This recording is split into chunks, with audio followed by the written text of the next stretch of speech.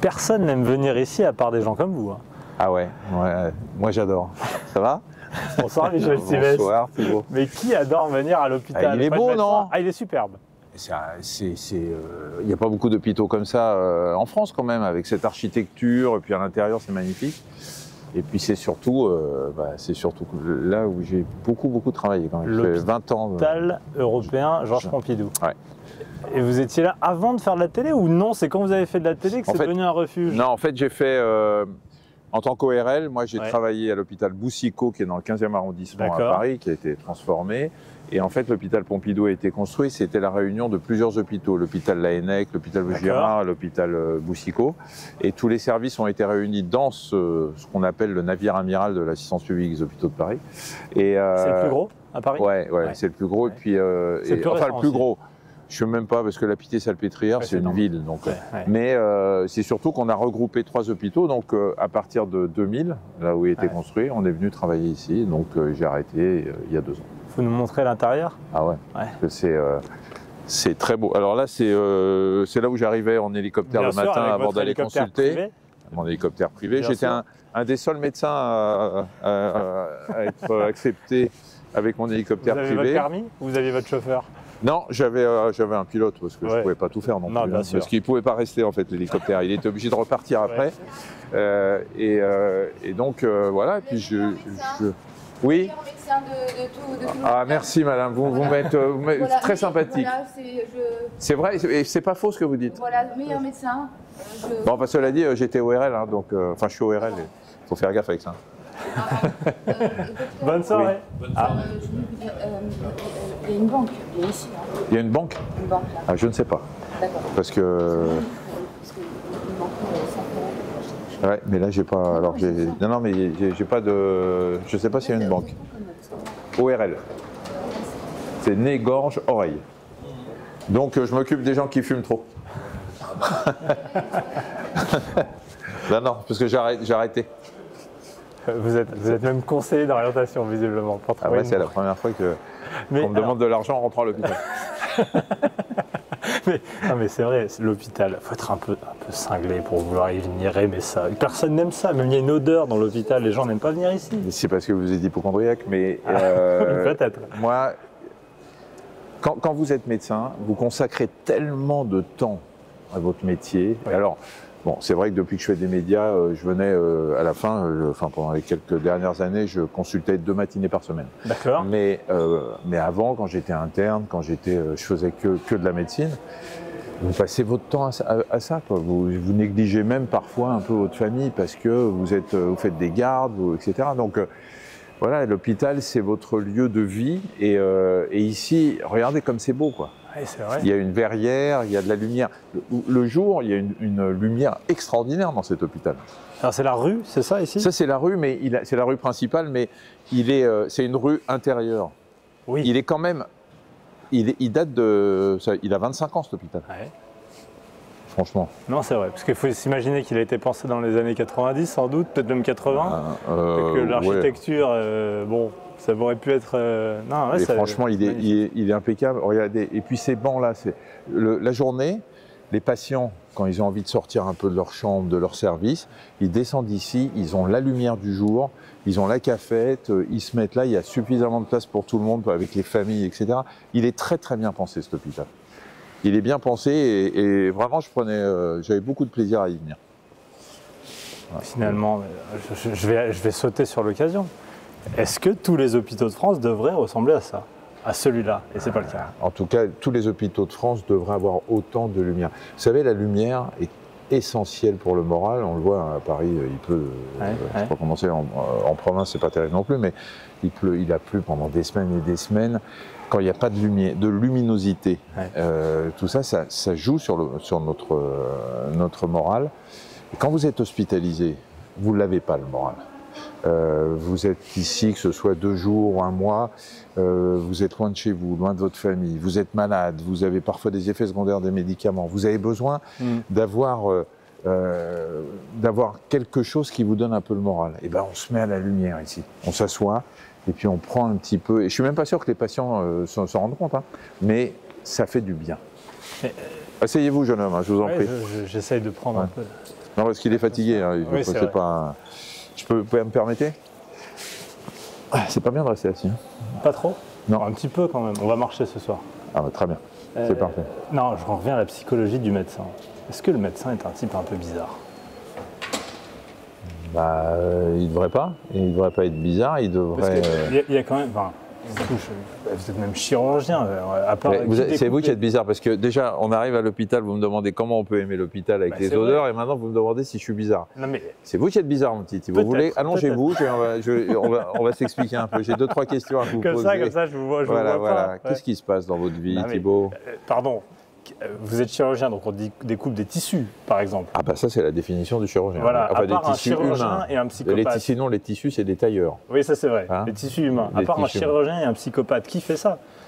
Eh ben, les chirurgiens ne sont pas des psychopathes parce qu'ils veulent vous opérer. Moi, j'ai pas l'impression. Non. Moi, j'ai fait médecine et chirurgie parce que je voulais opérer, bien évidemment, mais parce que je trouvais que c'était c'était quelque chose de manuel et en même temps d'intellectuel. L'ORL a ça de particulier, c'est que c'est 3 spécialités en une et que c'est une spécialité qui permet à la fois de faire de la médecine et ornithologue. C'est ça. Le nombre de patients qui m'ont dit docteur, vous n'êtes pas le premier, j'ai déjà vu un autre ornithologue. C'est bien. Et c'est vrai. Hein. Oui, mais c'est la preuve, c'est pas facile à dire. Ou un autre orino. J'ai vu un autre orino avant vous. Hein. C'est otorhinolaryngologie. Otorhinolaryngologie. Et c'est un métier qui est... c'est 3 métiers en un, et en même temps c'est de la médecine. Je voulais pas faire que de la chirurgie. La chirurgie, les chirurgiens viscéraux par exemple font que de la chirurgie. Les orthopédistes, chirurgiens orthopédistes font essentiellement de l'orthopédie. Cette spécialité, elle est à la fois médicale, parce que je peux traiter les vertiges, les otites, etc., et chirurgicale quand il faut opérer.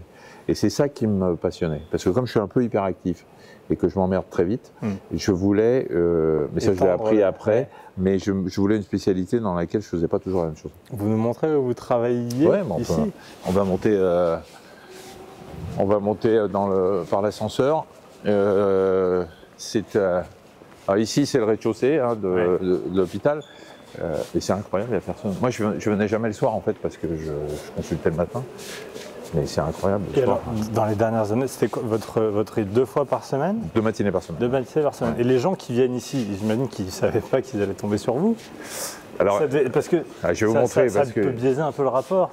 Oui, évidemment que parfois ça biaise le rapport, évidemment que parfois il y avait des quiproquos, parce qu'il est arrivé que des gens viennent me voir sous un prétexte ORL, alors qu'ils venaient me voir pour autre chose, parce qu'ils m'avaient entendu à la télé. Attention derrière. Hein. Et c'est réel. Vous savez, je rêve que d'une chose, c'est qu'un jour il tombe vraiment. Ouais, mais pas à l'hôpital, parce que sinon on ne pourra plus faire l'émission. Ouais. Donc voilà, vous voyez, ici vous avez tous les trucs, et nous on est au 4e étage. Alors le matin, quand tous les patients arrivent en même temps, c'est un peu compliqué pour prendre l'ascenseur, mais sinon ça fonctionne. Allez, on y va. N'oubliez pas de rentrer. Hein. Voilà, au 4e. Et en fait, oui, on a des salles d'attente communes là, en ORL. Ça veut dire que tous les médecins qui consultent vont chercher leurs patients dans la salle d'attente commune. Donc effectivement, alors les gens qui ont rendez-vous avec moi, ils me connaissent, mais les autres, ils m'ont regardé comme ça en se demandant si on tournait une émission de télé. Quoi. Ouais. Mais bon, après, c'est passé, c'est passé. Vous savez, je consulte en blues. Par définition. Pas la musique, hein. Non. Oh, je sens qu'on va se marrer. Ouais, j'essaye. Laissez, je garde la porte. Hein.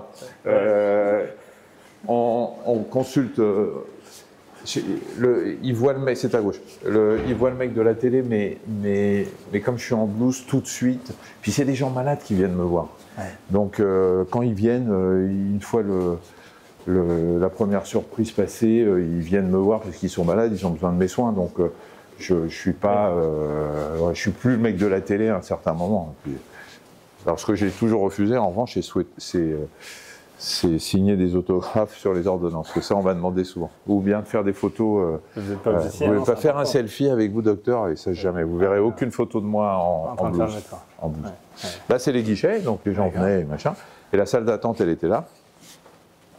Et donc, voilà, on venait chercher. Ça, c'est le couloir de consultation, mais je pense que les box se sont fermés normalement pour éviter la chour. Je vais regarder, mais voilà, ils sont tous fermés normalement. Et moi, je consultais là. Voilà. Ici, dans cette salle, qui est fermée. Mais bon, c'est pas grave, c'est un cabinet de consultation. Mais c'est là que ça me fait drôle d'ailleurs, parce que ça fait 2 ans et 3 ans que je suis pas venu, hein, que je suis pas venu ici. Et je consultais ici, et donc après j'allais chercher les patients, hop, on venait ici. Et l'opération, c'est où? Alors moi j'opérais plus à Pompidou, j'opérais un peu à Boucicaut, et puis j'opérais surtout pendant ma formation et quand j'ai été installé dans le privé. Mais, et puis quand j'ai fait mon service militaire. Mais après, j'ai arrêté parce que la chirurgie, le problème... Vous voyez les couloirs comme c'est... c'est toujours impressionnant, la profondeur. Alors ce couloir, il est important. Je vais vous montrer pourquoi. Ah. Et après, je vous expliquerai les interventions. Vous voyez, la dernière consultation que j'ai faite ici, pendant ma retraite, enfin la veille de ma retraite, c'était dans ce box-là. 310. 310. Dernier jour, dernière consultation, la retraite. Je suis pas au top moralement, parce que ça fait 45 ans que je fais de la médecine, 45 ans que je consulte ou que j'opère, et je sais que ce jour-là, je vais poser ma blouse pour la dernière fois. Et ça se passe ici, parce que de temps en temps je consultais là et parfois ici. Cette matinée, je m'en souviens, mais comme si c'était hier, de chaque patient, de chaque problème. Parce qu'à chaque fois que je faisais un geste, je me disais, c'est la dernière fois que tu le fais. À chaque fois, j'ai pris ma blouse, j'ai mis ma blouse, je me suis dit, c'est la dernière fois que tu la mets à l'hôpital. Je me souviens encore de mon dernier patient. Et c'était des moments émouvants, et puis il fallait quand même que je reste quand même médecin. Les gens venaient me voir pour ça. Et j'avais fait envoyer... un jubilé, quoi. Non, et j'avais fait envoyer une lettre à tous mes patients pour leur dire que j'arrêtais ce jour-là. Et là, il y a des patients qui sont venus ce jour-là sans rendez-vous, juste pour apporter un petit cadeau pour me dire au revoir. Donc c'était très émouvant, et j'ai pris ma blouse pour la dernière fois. Je l'ai piqué, ma blouse, à l'hôpital. Je l'ai gardée avec moi. Et il y avait mon chef de service qui était là, ce qu'il ne fait jamais. C'est un pote qui était chef de clinique quand j'étais interne, etc. Il était là pour me dire au revoir. Et ça a été un moment très émouvant, parce que c'est un mec qui est adorable et avec qui je m'entends bien, et ça faisait 25 ans qu'on travaillait ensemble. Mais il était là, il était venu pour me dire au revoir. Et j'avais tellement les boules, j'étais au bord des larmes, que je lui ai dit au revoir, j'ai remercié les infirmières, etc. Et je suis parti dans ce couloir que j'empruntais pour la dernière fois pour partir, parce que je suis garé, mon scooter était garé de l'autre côté. Et il m'a dit, plusieurs jours après, il m'a envoyé un message, il m'a dit qu'il était là. Il m'a dit, je t'ai regardé faire tout le couloir, en me disant, c'est la dernière fois que tu le fais. Il était ému pour moi. Il le savait. Il savait. Oui, il savait parce qu'on en avait parlé ensemble. Mais il m'a dit. Il savait ce que vous ressentiez cette dernière fois. Oui, parce que je pense qu'il le ressentait pareil. Et il m'a dit, je t'ai regardé partir dans le couloir. Et c'est des moments qui sont importants, parce que quand on fait médecine, c'est un tel sacrifice de travail, des études qui sont hyper difficiles. On se bat vraiment pour y arriver. Que le jour où je me dis, mais c'est la dernière matinée où je vais consulter, quoi. C'est mon dernier patient. Je fais de la médecine aujourd'hui, je continue, j'ai 15 coups de fil par jour de potes, de machin, mais la consultation, le contact avec le malade, la blouse, les examens, la dernière ordonnance faite à l'hôpital, j'avais comme ça. Hein. Mais c'est intéressant, vous êtes encore actif, vous faites plein de choses de la télé. Et heureusement. Est-ce qu'il peut y avoir, parce qu'il y a plein de gens qui, à 62, 64 ans, s'arrêtent, et d'un seul coup, on dit, il est parti à la retraite, il a pris 10 ans d'un coup. Alors, il y a ceux qui n'attendent que ça, parce qu'ils ont envie de faire autre chose. Et puis, il y a le grand vide, quoi. il y a le vide, c'est-à-dire que quand on est médecin, vous me disiez tout à l'heure, il faut être psychopathe, mais non, faut aimer, pour être un bon médecin, hein, faut aimer le contact humain, faut être très empathique, faut écouter, comme tous les médecins, il y a des moments où j'ai sûrement pas été assez empathique, sûrement des moments où j'ai pas été assez humain avec mes patients, parce que j'ai le droit d'avoir mes problèmes personnels et qui malheureusement peuvent retentir sur l'exercice. Mais être médecin, c'est vraiment donner beaucoup de soi. Et donc quand tout s'arrête, ça peut être le grand vide, mais comme pour les sportifs de haut niveau qui s'arrêtent, comme pour les gens qui sont à la retraite et qui l'ont mal préparé, qui sont dépressifs parce qu'ils arrêtent leur boulot, et puis qui se retrouvent avec maman à la maison et tout. Bon, c'est pas mon cas, mais moi, ce qui m'a aidé, c'est que j'ai basculé tout de suite vers autre chose. Oui, j'ai tout de suite, j'ai même pas basculé puisque je continuais à mener 12 carrières en même temps. Donc, j'ai pas eu de sentiment de grand vide, mais j'ai eu un flashback sur toutes ces années où j'en ai chié pour faire médecine, pour être interne, pour avoir ma spécialité, voilà, c'est des moments c'est un grand vide moral, mental, plus qu'un grand vide matériel. Voilà, et ces moments-là, et je suis pas revenu depuis. Hein. C'est la première fois que je reviens ici et que je revois ce couloir que j'empruntais à chaque consultation, et je me revois partir pour la dernière fois, et je revois mon chef de service, mon pote à droite, je revois le revoir aux infirmières. C'est marrant, hein, voilà, le couloir qui mène à une autre vie. C'est celui-là. Ouais. Est-ce que les études de médecine, parce que vous en parlez, allez-y, est-ce qu'elles sont trop violentes d'une certaine manière?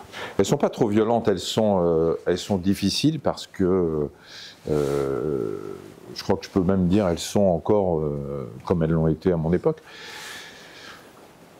Il y a tellement de choses. J'ai l'impression que c'est un traumatisme. Pour ceux qui y sont arrivés, ceux qui n'y sont pas arrivés, on a des films, ça l'est de plus en plus. Ça l'est de plus en plus, et il y a beaucoup d'étudiants en médecine ou d'internes qui consultent des psychiatres parce qu'ils vont pas bien, parce que c'est... Il y a plusieurs étapes dans les études de médecine. Il y a la première année qui est un concours. Qui dit concours dit un nombre de places limité par rapport au nombre de candidats. Ça veut dire compétition. Oui. Ça veut dire compétition, ça veut dire... Moi, quand j'étais en première année de médecine, il y avait 1100 candidats, 110 places.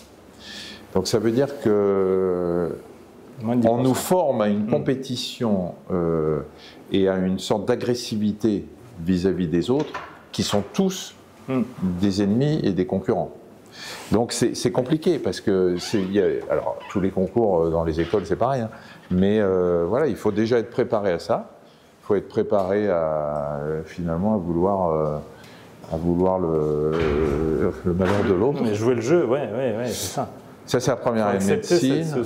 Cette compétition, quoi. Voilà, ça, c'est la première année de médecine. Après, on est un peu tranquille pendant la deuxième et en troisième année. Et après, c'est la préparation de l'internat. Voilà, après, il y a un concours encore. Bon, tout est compliqué. Après, c'est pas violent dans le sens... Si, c'est violent. Moi, quand j'étais interne, quand on est interne, on est encore en train de faire ses études. J'ai 18 et 6, 24. À 24 ans, j'allais ramasser les cadavres sur l'autoroute à Chartres. C'est pour ça qu'il y a beaucoup de... C'est un sujet très polémique, mais je m'en fous, moi je vais sur tous les sujets. Sur les histoires de salles de garde, d'esprit carabin, de fresques qu'il peut y avoir dans les salles, qui pouvaient y avoir à l'époque dans les salles de garde où ça parlait beaucoup de sexe, de mort, etc. On avait besoin, quand on a entre 20, 24, 25 ans, de sas de décompression, parce que la violence, elle est là. J'ai l'impression que ça, c'est un sujet tabou, hein, honnêtement.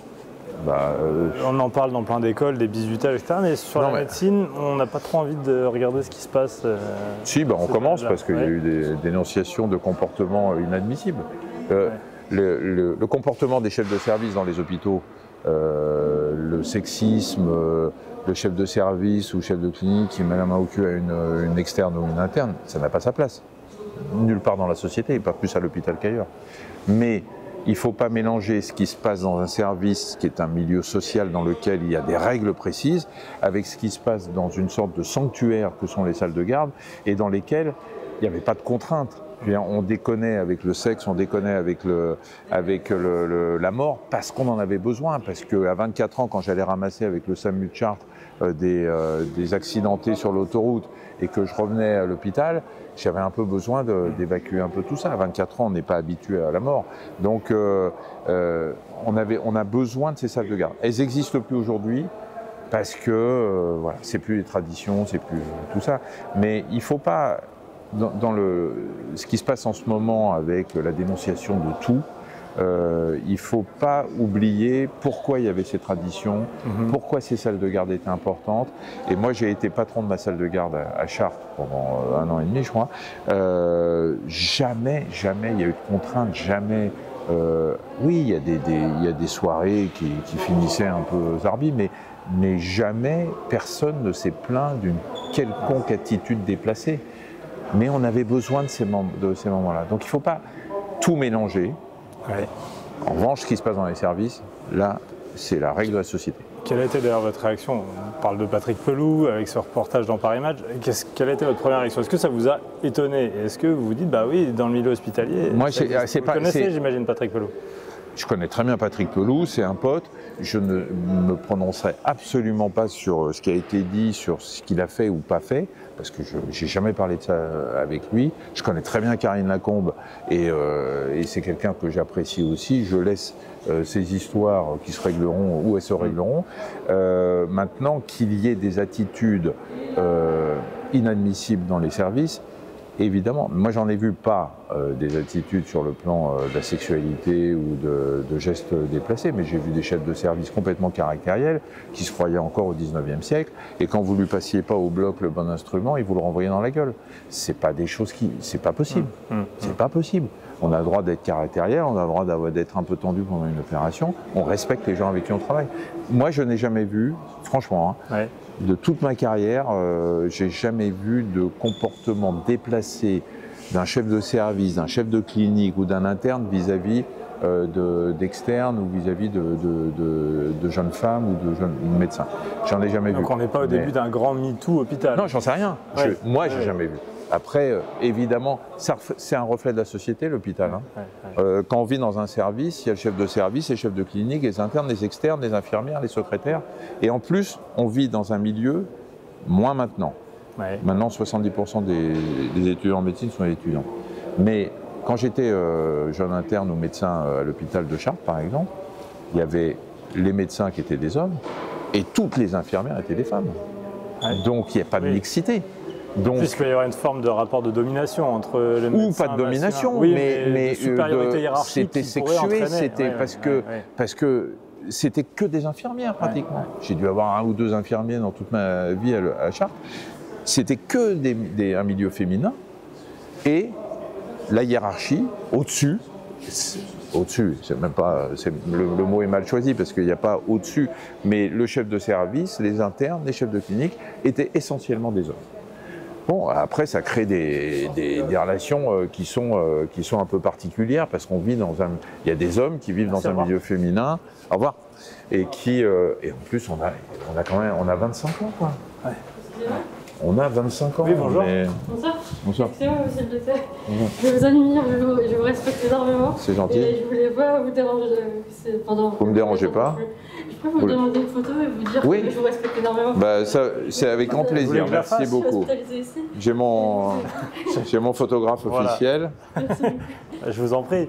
Comment vous appelez? Je m'appelle Inès. Et comme je vous respecte énormément, j'ai osé vous demander. Voilà, il y en a plusieurs. Merci beaucoup.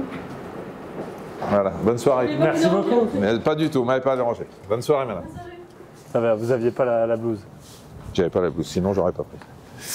Mais donc voilà, c'est un peu. Oui, c'est un peu particulier. J'imagine que là, c'est comme dans tous les domaines. Les médecins, on a dû s'appeler, réagir. Est-ce qu'il y a une sorte d'effervescence après ces révélations, de dire ah tiens, l'hôpital va être peut-être à nouveau attaqué d'une certaine manière? Je crois que c'est dans tous les milieux, dans toutes les sociétés. Ça a commencé dans le cinéma, ça touche tous les milieux aujourd'hui. Le MeToo va toucher tout. Mais tant mieux. Enfin, je veux dire, s'il y a des comportements condamnables, inadmissibles, hiérarchiques, enfin, si vous voulez, j'ai été jeune homme, comme tous les jeunes hommes, bah, j'ai dragué, voilà, j'ai eu des aventures. Jamais de ma vie, mais jamais. Je vous le dis aujourd'hui, et je me suis posé la question, hein, parce que je me suis dit, putain, avec ce qui sort partout, refais un petit flashback sur ta vie, demande-toi s'il n'y a pas un jour où tu as été borderline. Alors peut-être qu'après ce que je vais dire, il y en a une qui va se réveiller, qui va appeler l'AFP demain et qui va dire ouais attends, parce que Simès, moi je me souviens en salle de garde, ou alors je devais être très bourré, mais jamais je n'ai eu de geste déplacé envers une femme. Et donc, si aujourd'hui il y a des mecs qui, parce qu'ils sont médecins, chefs de service ou tout ce que tu voulais, se permettent ça, surtout avec le risque que si elle le dénonce, elle n'a plus de carrière et tout, enfin, c'est un truc de fou. Donc il faut les dénoncer. Le hashtag MeToo, tant mieux. C'est où? C'est ici. C'est ici? Allez, je vous ouvre la porte. Merci. C'est ici. Vous avez de l'eau à gauche. Oh là là là là, mais c'est grand luxe. Ah oui, là, vous allez voir. J'enlève mon... Mettez-vous à l'aise, mettez-vous à l'aise. Oh, dis donc. Ah oui. Voiture présidentielle. Ouais. Ouais, on sait recevoir. Oh la vache. Ah oui, oui, c'est pas Libération, hein. Ah ouais, c'est le Figaro, c'est ça? C'est ça, vous connaissez? Oui, le Figaro, je le lis tous les jours, bien évidemment. Ah, vous lisez le Figaro? Alors je lis, le matin, je commence par l'Équipe. D'accord. Et ensuite Parisien et Figaro. Voilà. Donc voilà, et après, et l'après-midi Le Monde. Voilà. Comme ça j'ai balayé un peu. Vous avez vraiment le temps, parce que souvent les gens disent je lis la presse, mais est-ce que vous lisez? Ah non, non, je me lève. En fait, j'ai pas besoin de beaucoup de sommeil, donc je me lève très tôt. Et je lis, le matin je lis, d'abord c'est important parce que ça me permet de me tenir au courant de ce qui se passe dans le monde, et puis quand il y a des nouvelles en santé, etc., j'ai quand même... Là, je viens de voir cet hôpital qui est extraordinaire, franchement il est très propre, très beau.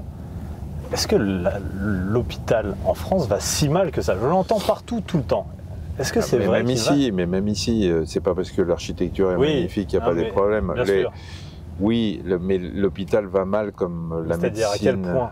En termes de personnel, il y a énormément d'infirmières qui quittent les hôpitaux.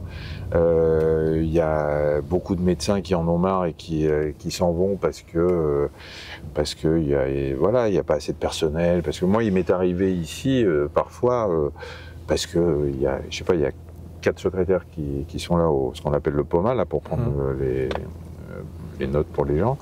Enfin les cartes vitales, etc. Quand il y en a 3 qui sont absents, il n'en reste plus qu'une avec 5 médecins qui consultent en même temps. Donc ça devient compliqué, les infirmières s'en vont. Non, c'est... Mais si on fait, je sais pas, un classement des pays développés, on est pire que les Italiens, pire que les Allemands, pire que les Anglais. Non, je ne crois pas qu'on soit pire que les autres. Je crois que le problème, c'est que la médecine française est encore aujourd'hui l'une des plus réputée au monde. Et c'est vrai ou c'est juste de la non, c'est vrai. Non, c'est vrai. On a une très très bonne médecine, mais que la bonne médecine aujourd'hui est très technique. C'est une médecine technique qui nécessite beaucoup de moyens, des examens complémentaires, scanner, IRM, tout ce que vous voulez, et qui fait que aujourd'hui on ne peut pas faire de bonne médecine si on n'a pas la technique qui suit. Et la technique coûte cher. Mais il n'y a pas que la technique, il y a aussi les êtres humains qui les accompagnent. Et quand vous parlez de l'hôpital aux gens, souvent ils disent qu'ils ne voient pas l'infirmière. ou qu'ils ne voient pas l'aide-soignante, ou qu'ils ne voient pas le médecin, etc., c'est parce qu'il y a de moins en moins d'infirmières, il y a de plus en plus de patients pour une infirmière, et que malheureusement, et c'est dommage parce que, c'est plus que dommage même, c'est que quand vous êtes hospitalisé, et je l'ai été, on l'a dit tout à l'heure, on n'a pas le moral, on a besoin d'avoir des gens qui viennent vous voir, on a besoin de poser des questions. Le médecin, il n'est pas tellement disponible parce qu'il y en a moins que d'infirmières, et on a besoin d'avoir un contact. Et ce contact, c'est l'infirmière ou l'aide-soignante. Ça, c'est le premier contact. Et si même elles ne passent pas parce qu'elles sont débordées, qu'elles ont trop de patients, on perd tout ce qui fait la vraie médecine. Vous me dites qu'on est au top sur le très haut niveau, mais finalement l'accompagnement basique, là... L'accompagnement humain, pour avoir un accompagnement humain, il faut des êtres humains. Mais qui a abandonné l'hôpital? Pourquoi? C'est la politique seulement ou c'est la société? C'est l'argent. Oui, parce que si vous aviez une rémunération à la hauteur de ce que méritent les infirmières, je parle des infirmières parce qu'on parle d'elles, mais dans tous les secteurs,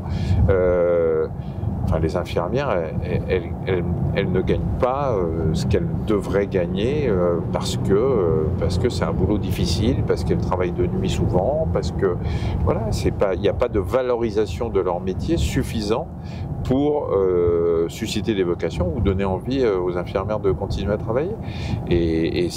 Donc c'est bien l'argent qui fait ça. En plus, les patients deviennent de plus en plus exigeants, de moins en moins patients, dans le sens de la patience. Vous le voyez bien, il y a de plus en plus de tensions dans les hôpitaux, d'accidents, d'incidents, etc. Voilà, on est dans une société qui est très exigeante, qui ne veut plus attendre, qui ne comprend pas que la médecine, c'est pas du 100%, que voilà, les médecins et les infirmières sont des êtres humains qui ont le droit de se tromper aussi, malheureusement, et que voilà, tout ça fait le risque zéro en médecine, c'est pas possible. Il y a toujours un tableau noir, mais il y a quand même des choses qu'on fait bien. Qu'est-ce qu'on fait bien? Et j'imagine que vous me dites, on fait bien, on forme bien. On forme bien les médecins. C'est-à-dire que, c'est une des questions de prolongement de tout à l'heure, ces études ultra exigeantes, est-ce qu'elles sont vraiment nécessaires? Est-ce que ça fait vraiment des Français des meilleurs médecins que les autres, ou des médecins très à la pointe, vous voyez? Il y a deux formations. Il y a la formation littéraire, c'est-à-dire la formation, les cours qu'on fait à la fac, etc. Et puis il y a la formation, le compagnonnage, qui lui est essentiel, qui va souvent d'ailleurs vous donner envie ou pas de faire une spécialité et pas une autre. Et puis c'est c'est mon chef de service à Chartres qui m'a appris à tenir un bistouri. Donc c'est la formation qui fait de vous un bon médecin, en plus de ce que vous apprenez de façon théorique. Mais la formation est bonne. Après, est-ce qu'elle est juste? Je ne suis pas sûr. Je ne comprends pas pourquoi, par exemple, un psychiatre doit forcément être bon en maths. En tout cas, à mon époque, c'était le cas, pour passer en deuxième année de médecine. Il faudrait qu'on m'explique l'intérêt pour un psychiatre de savoir faire des stats. Après, on va dire, oui, mais c'est la formation d'un esprit scientifique, etc. Mais franchement, moi, j'ai fait des trucs en biophysique, en chimie et tout, quand j'étais en première année, qui ne m'ont jamais servi à autre chose qu'à passer le concours. Et c'est pas comme ça qu'on sélectionne un bon psychiatre. Il doit être empathique, il doit écouter, il doit avoir une oreille. Je ne suis pas sûr que la sélection par les maths, les stats et la biophysique soit essentielle. Voilà, là on va parler maintenant de choses intéressantes. Oui, c'est vrai. Non, parce que là, on va se penser sur les vrais sujets concernant. Il y a des priorités. Voilà. Mais là, les gens ne savent pas de quoi on parle. Mais il faut sortir de la voiture. Je pense que la caméra va se tourner. Là, je commence. C'est marrant parce que j'aurais pris un cardio fréquence-mètre. Vous auriez déjà senti l'accélération du rythme cardiaque. Ah, c'est pas vrai. Si. Si. Alors allons-y. On fait monter le palpitant. Surtout avec ce qui s'est passé hier. Alors. Merci, monsieur. On est vraiment très bien reçus, hein? Oui, vous avez vu? Non, franchement, c'est formidable. Bon, alors? Oui. Alors. Bon, j'avais un rêve. C'était de vous emmener sur la pelouse du parc. Ouais. Mais il faut que je vous donne les coulisses. On a appelé le Parc des Princes, vous voyez, il est éclairé. Ouais. Il y a un tournage à l'intérieur d'un film secret. Alors, on ne sait pas ce que c'est, d'un film ou d'une série. On va pas pouvoir savoir. Non, donc on ne va pas pouvoir rentrer. Non. La plus grande frustration. Vous avez livré hier soir? Oh là là. Hier soir, c'était... Non, c'était un grand moment. Hier soir, c'était vraiment... pour ceux qui vivent dans une cave, c'était le match retour de la Champions League, quart de finale, entre le Paris Saint-Germain et Barcelone. Mais c'était à Barcelone. Et nous avions perdu 3-2 au match aller au Parc des Princes. J'étais au Parc des Princes. Bien sûr, je suis abonné. Ah oui. J'étais au Parc des Princes et on a perdu 3-2 et on a gagné hier soir 4-1 à Barcelone, ce qui n'est jamais arrivé de toute l'histoire, je pense, de la Champions League. Aucun club français ayant perdu à l'aller chez lui n'avait gagné, et encore moins à Barcelone. Voilà, ça c'était pour votre information. Et là, on est... Quand vous le dites, j'ai l'impression que vous étiez sur le terrain. Ah, mais j'étais... Ah, mais là, ouais, j'ai pratiquement. Et là, on est devant la tribune Auteuil. Oui. Les ultras, ceux qui mettent l'ambiance, qui sont comme des dingues tout le temps. Alors, c'est pas toujours de bon goût. Non. Là aussi, on est un peu salle de garde. Là, on est... Non, on était de bon goût en salle de garde. Ah ouais. Non, les ultras sont... Alors, l'historique avec les ultras, le PSG et tout, ça a toujours été très compliqué, machin. Bon, maintenant, ça s'est apaisé et ils sont vraiment... Sans eux, il n'y a pas d'ambiance. C'est aussi simple que ça. On les a fait revenir. On les a fait revenir. Ouais. Sans eux, il n'y a pas d'ambiance et ils mettent le feu à chaque match. Après, je ne suis pas sûr que certains des mots employés, scandés par les ultras, soient tous dans le dictionnaire dans le Larousse, mais l'autre jour contre Barcelone, les joueurs s'échauffaient et il y a, je ne sais pas combien ils sont là-dedans, ils doivent être au moins 15 000, ils criaient tous Barça, héros des putas. Ouais. Bon. On ne fera pas besoin de traduction. On n'est pas obligé non plus d'insulter tout le monde, mais vous êtes laissé tenter parfois par une petite insulte quand on est supporter de foot. Quand je suis au parc, j'y vais avec mon frère Franck et puis avec Thomas Hugues.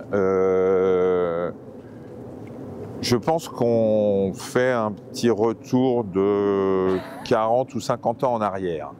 C'est-à-dire que 40-50 000 ans, c'est des préhistoriques. Non, je laisse mes neurones dans mon scooter. D'accord. Ouais. Je rentre dans le parc. Oui. Ça fait... J'étais ici. Vous êtes né en quelle année? 95. Première fois que je suis venu ici, 1974. D'accord. PSG Valenciennes. Vous êtes si vieux que ça?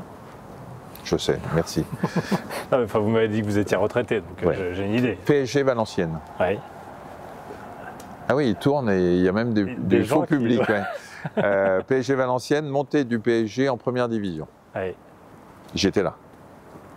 Ensuite, aujourd'hui je suis abonné parce que j'ai gagné ma vie qui me permet de me faire plaisir et de me payer des abonnements. Pendant toute mon enfance, enfin j'avais 17 ans, donc dans toute mon adolescence et pendant que j'étais jeune et que j'avais pas de sous, que je faisais médecine, etc., je venais voir les matchs au Parc des Princes et je me payais une place en virage, c'était les moins chers. Oui, bien sûr. Je m'étais inscrit dans un club photo à Boulogne. Il m'avait donné une fausse carte de presse barrée de bleu, blanc, rouge, avec ma photo. Et j'arrivais au parc. Je rentrais dans le parc avec une place. J'avais mon appareil photo en bandoulière. Très sûr de moi, je passais tous les barrages en faisant comme ça. Ici, aujourd'hui, vous faites ça, vous êtes à la porte de Saint-Cloud, ils ne vous laissent pas passer. Quand je viens voir les matchs ici avec la carte de presse, il faut que je me signale 3 ans Et avant. donc, je faisais ça, l'air très sûr de moi, j'avais 18 ans. Comme ça, et les mecs me faisaient passer, et j'allais en tribune de presse. C'est pas vrai. Formidable, hein. Et donc, parfaitement placé. Parfaitement placé, je me suis fait pote avec, à l'époque, c'était les gens du Miroir du football. Et après, à chaque fois que j'ai pu venir au parc, d'une façon ou d'une autre, je venais. Par exemple, quand j'ai été externe, eh ben, j'ai pris le poste d'externe au SAMU de Paris, SAMU de Necker, parce que c'est le SAMU de Necker qui faisait les gardes au Parc des Princes. Ah oui, mais c'est presque pathologique. Là. Ah, c'est pathologique. Et je venais, donc, j'étais en blouse au Parc des Princes à faire les gardes avec le senior qui était avec moi. On se mettait dans une petite cabine avec les flics. Coûte que rien ne se passe pour voir Et rien ne se passait parce qu'il y avait 4 à l'époque cabinets médicaux aux 4 coins du parc. Et quand il y avait des problèmes avec un spectateur, ils allaient d'abord faire de la bobologie là-bas. Et vraiment, s'il y avait un problème, ils appellent SAMU. J'ai été appelé une fois pour un infarct et c'est tout. Et le reste du temps, j'étais dans la cahute. Quand il faisait froid l'hiver, c'était parfait. On était avec la police et c'était impeccable. Alors, et là, c'est par là que je rentre. Alors justement, moi je suis supporter lyonnais, donc ça fait un moment que je n'ai pas vibré. PSG Lyon, ça va faire mal dimanche. Ouais, c'est dimanche. Ouais. Mais la dernière fois où j'ai vraiment vibré en regardant du foot, je viens dimanche. C'est le 3e but d'Mbappé en finale de la Coupe du Monde. Ouais. Est-ce que c'est bon pour la santé, ça? Est-ce qu'un supporter de foot ressort en meilleure santé? C'est de l'endorphine. À votre âge, oui. Un mec qui a des problèmes cardiaques, non, il faut mais on dit souvent qu'il ne faut pas être cardiaque, mais c'est vrai. On peut oui, parce que si vous avez une accélération du rythme cardiaque brutale par un truc, c'est jamais bon pour quelqu'un qui a des problèmes cardiaques. Mais à votre âge, vous risquez rien. Non, et si vous êtes sportif comme moi, vous risquez rien non plus. Ça, c'est c'est par là que je rentre là. Ici, là-bas. L'entrée, porte K. C'est là, juste en face de la boutique. Là. Et donc j'arrive par là. Et je rentre par là et ma place, elle est là, elle est ici. C'est Borély. Il y a toujours un imaginaire quand on est là. Et quand on monte les escaliers et qu'on voit, en plein hiver, il fait un peu froid, alors il y a la fumée qui s'échappe du stade. Mais ce qui est marrant, c'est que ça fait j'avais 17 ans, 50 ans que je viens au parc. Et à chaque fois que je rentre dans le parc, que je rentre, que j'arrive, que je bascule dans le parc, toujours un frisson. En entendant les ultras, en sachant, quel que soit le match, il y a toujours un moment particulier parce qu'on finit par se connaître, tous les mecs qui sont autour. Et voilà, c'est toujours des moments extraordinaires. Même sensation, et quand il y a la musique de la Ligue des Champions, moi j'allais voir les matchs de Lyon, j'arrivais toujours au dernier moment. Et juste avant le match, j'entendais la musique, je courais dans les escaliers. Alors là. Et alors on fait toujours, et en plus nous on a toujours un rituel, c'est qu'on va dîner, avant le match dans un resto qui est à côté, là au Murat. On se retrouve avec les potes et puis après on vit en match. Le Parc des Princes, qui sera le théâtre des théâtres des Jeux Olympiques. Alors vous êtes ambassadeur santé des JO, c'est ça? Ouais. Qu'est-ce que c'est? Qu'est-ce que c'est? D'abord c'est un honneur. C'est Tony Estanguet qui au début m'a dit voilà, on aimerait bien que les Jeux Olympiques soit une sorte de caisse de résonance pour permettre de sortir les Français de la sédentarité et de l'inactivité physique. La sédentarité, c'est le nombre d'heures qu'on passe assis tous les jours. L'inactivité physique, c'est le fait de ne pas faire les 30 minutes d'activité physique recommandée tous les jours. Pour les adultes et 1 heure pour les enfants et les ados. Et comme on est un pays qui est dramatiquement sédentaire et inactif, on s'est dit, en héritage, on va on va essayer de transformer l'état d'esprit des Français et en faire un pays actif déjà et après sportif. Et donc moi je représente un collectif qui s'appelle Pour une France en forme et qui regroupe les plus grands experts du sport santé en France. Je suis un peu leur vitrine, on travaille avec le COJO depuis le début. Comité d'organisation des JO. Voilà, et c'est ce comité qui est le consultant du COJO et qui, on a mis par exemple en place ces 30 minutes d'activité physique quotidienne à l'école, dans les écoles primaires. Et puis je passe la bonne parole tout le temps, je répète. Mais pourquoi concrètement? Ça veut dire que les jeunes, surtout les jeunes, sont en... C'est catastrophique. C'est simplement catastrophique. Je vais vous donner un chiffre. Ouais. L'Organisation mondiale de la santé a fait une étude sur 146 pays sur l'activité physique des jeunes et des adolescents. 146 pays dans le monde, on est 119e. Ça situe... Mais ça veut dire quoi? Ça veut dire que nos enfants ne bougent pas. Mais ils ne savent pas faire? Ils ne font pas. Quand vous prenez une entrée en 6e, oui. Les profs d'EPS font de la psychomotricité. C'est-à-dire que les gamins ne sont pas capables de sauter 4 pas sur une jambe de suite. C'est-à-dire ça, 1, 2, 3, 4, c'est pas possible. Ils le font pas. Et donc, c'est... Vous savez le faire? Moi, j'ai un genou pourri. Moi, je fais du sport, moi. Et c'est une catastrophe. Les profs d'EPS le disent. Ils font de la psychomotricité. Quand j'étais étudiant en médecine, quand j'ai fait mes études, le diabète de type 2, qui est un diabète que l'on appelait à l'époque le diabète gras ou le diabète de la maturité, c'est quand on a trop de sucre dans le sang, ce diabète ne touchait que les hommes bedonnants de 50-60 ans. Il n'y avait jamais de diabète de type 2 chez les enfants, on en trouve aujourd'hui. Surpoids, obésité, etc. Avec toutes les complications que ça va donner. Il y a un slogan que nous on utilise avec le collectif qui est « Jeunesse sédentaire, vieillesse grabataire ». Tout se joue entre 5 et 11 ans. Si on laisse des enfants inactifs entre 5 et 11 ans, ils seront des adultes inactifs. Mais ça veut dire inactif, c'est ça veut dire qu'ils font pas semaine, deux fois par semaine, quotidien. 3 fois. Non, quotidien. Un enfant et un adolescent doivent bouger 1 heure tous les jours. Donc faire du sport tous les jours. Activité physique. On n'en est même pas au sport. Si on arrive à faire bouger, ça veut dire, par exemple, c'est quoi l'activité physique? C'est pour un adulte quand il va se cogner. Non, je vous assure qu'il ne va pas se cogner. Mais lui dit il pas. a des yeux derrière la tête. Quand on dit 30 minutes d'activité physique quotidienne, ça veut dire qu'il faut marcher plus vite que d'habitude. C'est-à-dire que comme si on était en train de rater un train. D'accord. Voilà. On marche un peu plus vite et on fait ça 30 minutes par jour. Et quand on dit par jour, c'est par jour. Et il faut se mettre dans la tête que si vous n'arrivez pas à vous brosser les dents le matin, vous n'allez pas vous le faire cette fois dans le dimanche. Oui, c'est ça. Donc voilà, c'est pareil. Si ce n'est pas tous les jours, ça ne marche pas. Donc il y a une vraie question de santé publique et pour les enfants, ils doivent faire 1 heure. Les 30 minutes d'activité physique quotidienne à l'école... Mais pourquoi on ne les fait plus?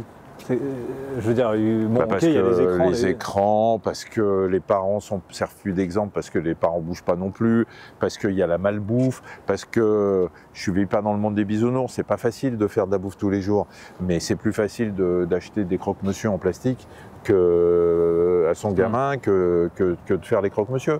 Donc voilà, il y a la malbouffe, il y a les écrans, et il y a l'image de l'activité physique et du sport. Aujourd'hui, moi je m'engueule tous les ans. Moi je m'engueule tous les ans avec des potes qui me demandent un certificat pour que leur gamin n'aille pas à la piscine l'hiver. Parce qu'ils ont peur qu'ils attrapent froid par les cheveux. Voilà, on en est là. Quand vous avez des enfants? Non. Bon. Quand vous en aurez, oui.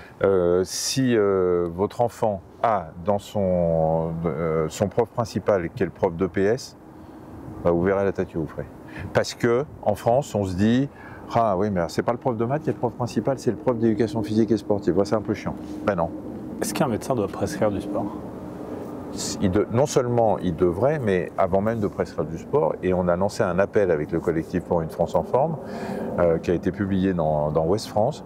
On demande aux médecins, à nos confrères, de nous aider. Comment? Simplement en posant la question à leurs patients. Est-ce que vous bougez? Est-ce que vous faites de l'activité physique? Est-ce que vous faites du sport? Les médecins français aujourd'hui ne posent pas la question à leurs patients. Et ils ne la posent pas pour différentes raisons. La première, c'est que si le patient lui dit vous avez raison docteur, qu'est-ce que vous me conseillez? Il ne sait pas quoi dire, parce qu'on n'a pas été formé à ça. Ouais. Et puis qu'en plus, il y a l'effet miroir. Si le médecin lui-même est un peu bedonnant et ne fait pas de sport et qu'il pose la question à son patient, il va lui dire et vous docteur, hein? Donc on ne pose pas la question. Voilà. Et non seulement on doit prescrire du sport, de l'activité physique. Ça, mais bien sûr. Mais c'est prévu.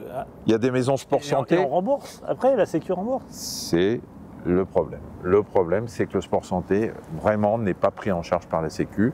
Or, il y a des gens que ça rebute, il y a des gens qui ont du mal à se dire il va falloir que j'aille consulter ou que j'aille faire quelque chose qui peut être payant et qui n'est pas remboursé. On a eu du mal. Il y a l'APA, l'activité physique adaptée, dont on sait que ça évite les récidives de cancer chez les gens qui en ont eu, dont on sait que ça évite les complications du diabète, que ça diminue le nombre de comprimés qu'on prend contre l'hypertension, que ça diminue le nombre de dépressions. On le sait tout ça. Et pourtant, il faut se battre pour que cette activité physique adaptée soit remboursée aux patients. Il y a un vrai problème de ce côté-là. Et vous faites quoi comme sport, docteur? Alors, montez dans la voiture, mon petit, je vais vous expliquer tout ça. Comment il s'appelle, le monsieur? Devant le chauffeur, c'est Guillaume. Guillaume? Oui, c'est Guillaume. Et il n'est pas là. C'est Riyad. Il faudrait que Guillaume revienne. Ah, mais Guillaume est là. Ah, Guillaume est là. Guillaume Guillaume ne nous abandonne jamais. Qu'est-ce que je fais comme sport? Alors, le problème en vieillissant, c'est que on a un certain nombre d'organes ou de parties de notre corps qui sont réticents à faire du sport. J'ai par exemple un genou pourri à droite, ce qui fait que je ne peux pas courir, donc je fais du vélo, je fais de la muscu, ça se voit, non? C'est très impressionnant. Voilà. Je me suis fait une petite salle de gym chez moi pour l'hiver, et puis sinon je fais du vélo. On se fait régulièrement des challenges avec des copains. Qu'est-ce que j'ai fait? J'ai fait Paris avec le Haut-Var à vélo en une semaine, tout seul en plus. J'ai fait Royan-Biarritz à vélo en 7 jours. J'ai fait en gros 100 bornes par jour, tranquille. Et ça, c'est génial. Surtout quand on a un peu d'activité comme moi. Mais ça, je conseille aux gens qui veulent un peu faire une sorte de méditation de pleine conscience ou faire une pause. Moi, à un moment, j'ai ressenti le besoin de partir tout seul. Et tout se passe bien, hein. Je suis pas. Ça va bien, docteur. Hein. Ouais, ça va. Non, ça va. C'est vous qui allez finir par vous abreuver. Ma famille, tout ça va bien, mais j'avais envie de me faire un petit challenge sportif et de le faire tout seul. Pas de compète, rien. Donc je me suis entraîné, mais j'ai pris mon vélo. Je suis parti de Royan. Je faisais 100 bornes par jour, je suis descendu jusqu'à Biarritz, j'avais prévu les hôtels, les machins, et c'était génial. C'est faire tout seul, surtout quand on est toute la journée hyper actif et puis entouré de gens. Putain, j'étais tout seul, Alors c'est vrai que le soir, quand vous bouffez seul à l'hôtel, là il y a l'introspection. Bon, il y a des moments où vous dites bon, ok. Qu'est-ce que je fais là? Voilà, mais dans la journée, j'y allais doucement en plus. Je faisais 6 heures, 7 heures de vélo. Un vrai bonheur. Est-ce que la volonté peut aider à vaincre une maladie? C'est toujours compliqué à définir la volonté. Mais toute seule, non, mais un médecin ne peut pas traiter un patient contre sa volonté. Donc, moi, je sais que à chaque fois que j'annonçais des cancers à des patients et que j'essayais d'être le plus empathique possible, de leur expliquer le pronostic, le traitement, les effets secondaires, comment ça allait se passer et tout, j'essayais de l'avoir comme presque comme soutien. C'est-à-dire que je disais aux patients, tout seul, je ne vais pas pouvoir vous... c'est pas possible, ou je disais autrement, mais en gros, j'ai besoin de vous. Ça va être dur, parce que la chimio, la radiothérapie, tout ça, c'est quand même des traitements qui sont difficiles. On va pas se passer la vérité, mais je disais aux patients, voilà, on va se battre ensemble. On va se battre. Et donc j'avais besoin de cette volonté du patient de s'en sortir et de participer à son traitement. Bon, après il y en a qui le font et qui le font pas, mais guérir seul par la seule volonté, non. Enfin, on n'est pas. Et vous, est-ce que votre chaman, hein. volonté, parce que vous avez eu un cancer, vous l'avez expliqué il y a quelques années, elle vous a permis de passer du bon côté? Non, je crois que c'est pas la volonté qui m'a permis de passer du bon côté, c'est la chance. La chance d'avoir eu un diagnostic à un moment où la tumeur était assez petite pour qu'une fois enlevée, je sois guéri. Moi, je l'ai expliqué dans le bouquin, mais je me suis... quand on m'a annoncé le cancer, j'étais plus un médecin, j'étais un patient lambda qui s'effondrait, qui s'écroulait, qui se mettait à pleurer devant le chirurgien. Donc, j'ai pas fait preuve d'une volonté. Je suis un optimiste dans la vie, mais vous avez beau être optimiste quand vous rentrez en vous demandant si vous n'avez pas une fracture de côte et que vous ressortez de l'examen avec un cancer. L'optimisme est de. C'est marrant parce que vous parlez de volonté, je parle d'optimisme. Les esprits se rejoignent. Le philosophe Alain Delon, le philosophe. Il disait « Le pessimisme est d'humeur, l'optimisme est de volonté ».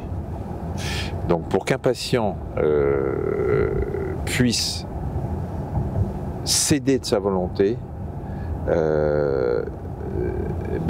il faut qu'il soit un peu optimiste. Et en plus, le fait d'avoir la volonté de l'être, à mon avis, l'aide beaucoup à passer les moments difficiles. Donc voilà, moi j'ai eu de la chance. Moi c'est plus de la chance que de la volonté. Et vous vouliez pas devenir un... Parce que bon, c'est vrai que ça aurait, pardon, je mets des guillemets, bien fait le médecin qui est tous les jours à la télé, qui explique aux gens comment s'en sortir, comment guérir, qui lui dit bah tiens moi aussi je suis confronté à ça. Vous n'avez pas voulu ça? Alors, je me doutais bien que ce serait bien pour faire passer le message du dépistage, oui. etc. Mais là, j'ai fait preuve de peut-être d'égoïsme, mais j'ai d'abord pensé à ma gueule. Ouais. Et je me suis d'abord dit, bon, il va falloir que tu t'en sortes. Donc voilà, je voulais d'abord très égoïstement ne pas mourir de mon cancer, me remettre moralement, parce que c'est un coup au moral. Et après, j'ai réfléchi et je me suis dit, j'ai pas envie d'être le porte-parole de tous ceux qui ont des cancers. Ouais. Voilà. Et puis, j'exerce un métier dans lequel moi aussi j'annonce des cancers. Et que je me dis, comment ça va se passer quand le prochain patient à qui je vais annoncer un cancer va me regarder en me disant, ah bah vous savez ce que c'est, docteur. Ah, ça aurait été si grave que ça. Ah bah ça m'a... J'avais pas envie d'avoir des piqûres de rappel à chaque fois. Ouais. Ce que j'avais déjà, mais sans en parler, à chaque fois que j'annonçais un cancer à un patient après que j'en ai eu un, ouais. Bon, j'avais quand même des trucs qui se réveillaient quand même en moi. Et donc, j'avais pas envie de ça. Et j'ai attendu le moment où, voilà, où je pense que le Covid m'a fait réfléchir un peu à tout ça. Je me suis dit, bon, si ça peut donner, ça peut aider, allons-y. Est-ce que c'était évitable? Parce que là aussi, vous donnez plein de conseils pour vivre en meilleure santé. Oui. Non. Non, celui que j'avais était pas du tout. Il y a un côté inexorable. On a beau faire ce qu'on veut, ça peut nous tomber dessus. Il y a deux types de cancers. Il y a les cancers faute à pas de chance. Ouais. C'est pour simplifier, hein, mais c'est mutation génétique, infection virale ou autre. Et puis il y a le cancer que vous provoquez par vos comportements. Si vous n'avez pas les cancers du poumon, il y a des cancers, quelques cancers du poumon qui sont pas liés au tabagisme, enfin, la majorité de l'est. Si vous fumez pas, si vous n'avez pas les gènes de prédisposition, si vous avez les gènes de prédisposition, s'il existe un cancer du poumon mais que vous ne fumez pas, vous enlevez le facteur qui va déclencher le cancer. Si vous ne buvez pas de l'alcool de façon excessive, vous ne risquez pas de faire une cirrhose qui fait elle-même le lit des cancers du foie. Donc il y a deux types de cancers. Il y a le cancer que moi j'ai eu, qui s'est développé, on ne sait pas pourquoi, sur le rein comme ça. Ouais. Et puis il y a le cancer que vous induisez vous par vos comportements. Bon, si vous êtes là, c'est parce qu'un jour vous êtes arrivé dans les médias. Comment ça s'est fait au tout début? Au début, ça s'est fait parce que j'écoutais France Info. En fait, j'étais interne à Chartres et j'allais en bagnole de Paris. J'écoutais, c'était la naissance de France Info. J'écoutais les chroniques santé de France Info. Je les ai chronométrées et pendant mes gardes, je me suis dit tiens, j'aimerais bien. Je vais écrire des chroniques, voir si c'est... parce que j'adore expliquer aux patients. J'adore expliquer aux patients. Et donc, j'ai chronométré, et puis je me suis dit, oh, tiens, je vais enregistrer. J'avais une copine qui bossait à Radio 7 à l'époque, et je lui ai dit... je lui ai dit, tiens, qu'est-ce que t'en penses? Elle m'a dit, bah viens, on va faire un enregistrement, on va voir ce que ça donne. Elle m'a entraîné un peu. J'ai envoyé une cassette, c'est des cassettes à l'époque, Autoroute FM. Ah ouais. 107.7 aujourd'hui, bien sûr. Qui m'ont dit que ça les intéressait pas. Ouais. Oui, c'est vrai que le cancer du côlon entre non, parce que entre les embouteillages, c'est des trucs adaptés. Et les embouteillages à Fourvière, vous voyez. Ouais. Mais il y a autre chose que Lyon dans la ville. Oui, c'est vrai. Hein, c'est vrai. Comment il s'appelle? Il y a le tunnel de Saint-Cloud aussi. Oui, c'est vrai. Et donc. Et donc ils ont futé voix orange. Et donc j'ai envoyé ça, et puis après j'ai remis ça dans ma sacoche, et puis pour gagner ma vie, je faisais des rapatriements sanitaires, je bossais pour Europe Assistance, pour tout ça. Et puis un jour, j'ai fait l'assistance dans un rallye dans le désert, assistance médicale, où j'ai rencontré une journaliste, et je lui ai dit, si un jour t'entends parler de trucs. Elle en a parlé, elle bossait à Europe 2 à l'époque, et rentrant, elle en a parlé, et les mecs cherchaient quelqu'un, donc j'ai commencé par faire Europe 2 1 minute par semaine. Et après, mu par un culot à toute épreuve, qui m'a suivi toute ma vie, je suis allé déposer une cassette de ce que je faisais à France Info. Et à France Info, Pascal Delannoy, le patron, m'a appelé dans la semaine en me disant qu'il souhaitait changer un petit peu la chroniqueuse et il m'a pris. J'ai commencé comme ça et comme France Info était la seule radio d'info continue, c'était une vitrine extraordinaire et puis après on m'a appelé de la télé, etc. Bon, la télé, le magazine de la santé, parce que c'est vrai que la médecine à la télé, ça paraît pas hyper sexy. Enfin bon. Sauf avec nous. Ouais, bien sûr. Et Georges Clooney dans Urgence. Exactement. Ouais. Je salue. Ah mamie. George. George, if you hear me. Call me. Justement, le magazine. Il se marre tout seul, il fait des conneries tout seul et il se marre. Mais ça, c'est votre style dans le magazine de la santé. Oui. Oui.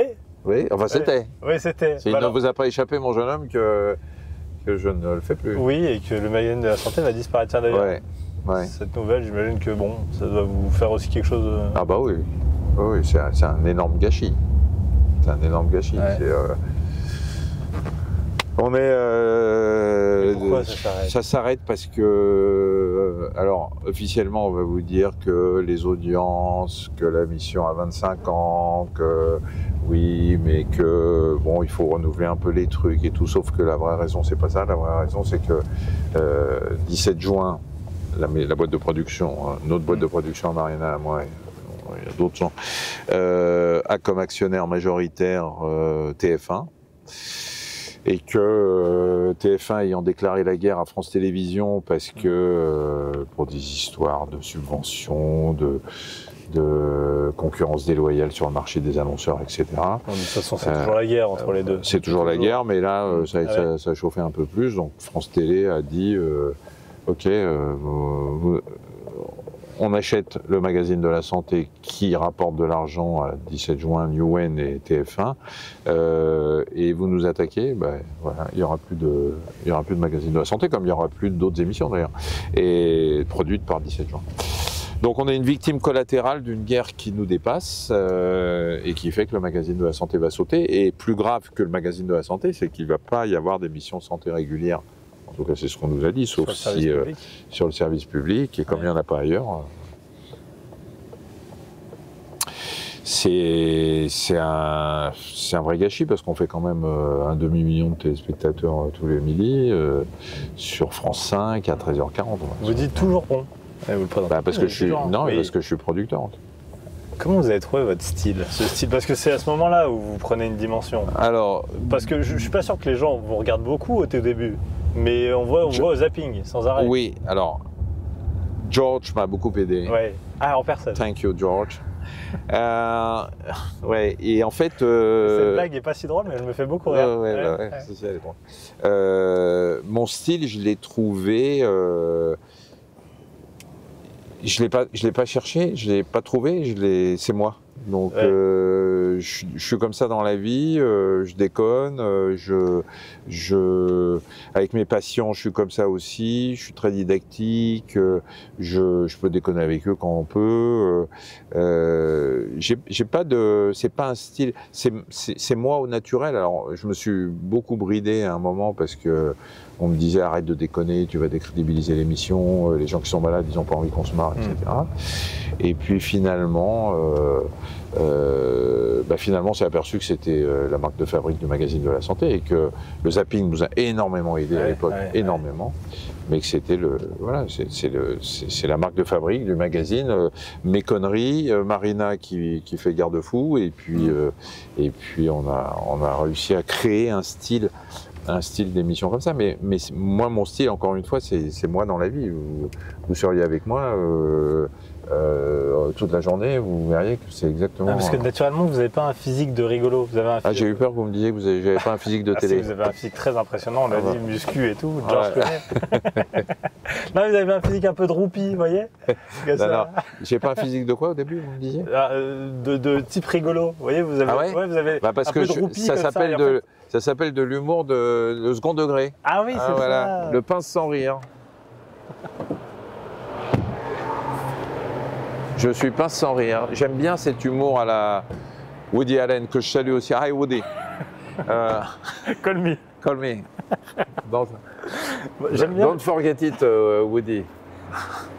Vous avez envie d'être copain avec Woody Allen. We can have a lunch with, George. Vous allez avoir des problèmes. Pas Woody Allen. Il y a certaines personnes, vous ne mettez pas dans ces affaires. De quoi? Woody Allen, il n'est pas bien vu en ce moment. Oui, enfin ça va, c'est passé. Hein, Bon, j'aime bien le parcours que vous nous avez concocté. Santé, sport, alimentation. Alimentation, ouais. Et alors l'alimentation, très important. Oui. Très important. On en parle avec des spécialistes. Ah ouais. Là on est. Là, il faut. Là. Alors je conseille l'Astrance. Je conseille à tous ceux qui nous regardent et même à ceux qui ne nous regardent pas. Ouais. Alors bon, est-ce que Jean mange ici? Je ne vous cache pas qu'il y a plusieurs étoiles Michelin, donc on ne peut pas y aller tous les jours, c'est pas une cantine. Hein. Ouais. Mais voilà, Pascal et Christophe sont... Bonsoir, bonsoir. Vous allez bien? Ça va, merci.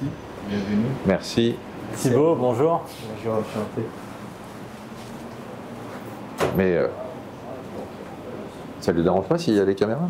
Il y a peut-être des gens qui ne veulent pas être... Tu ne crois pas qu'il y a des gens qui ne veulent pas être filmés? Non, t'inquiète. Tu les as prévenus? Tu les as prévenus? Oui, c'est bon. C'est bon. Et les premiers sont partis déjà. Ils sont deux ici. Lui qui sert à rien et puis il y a quelqu'un en cuisine. Voilà, j'allais partir justement vers la fin du match.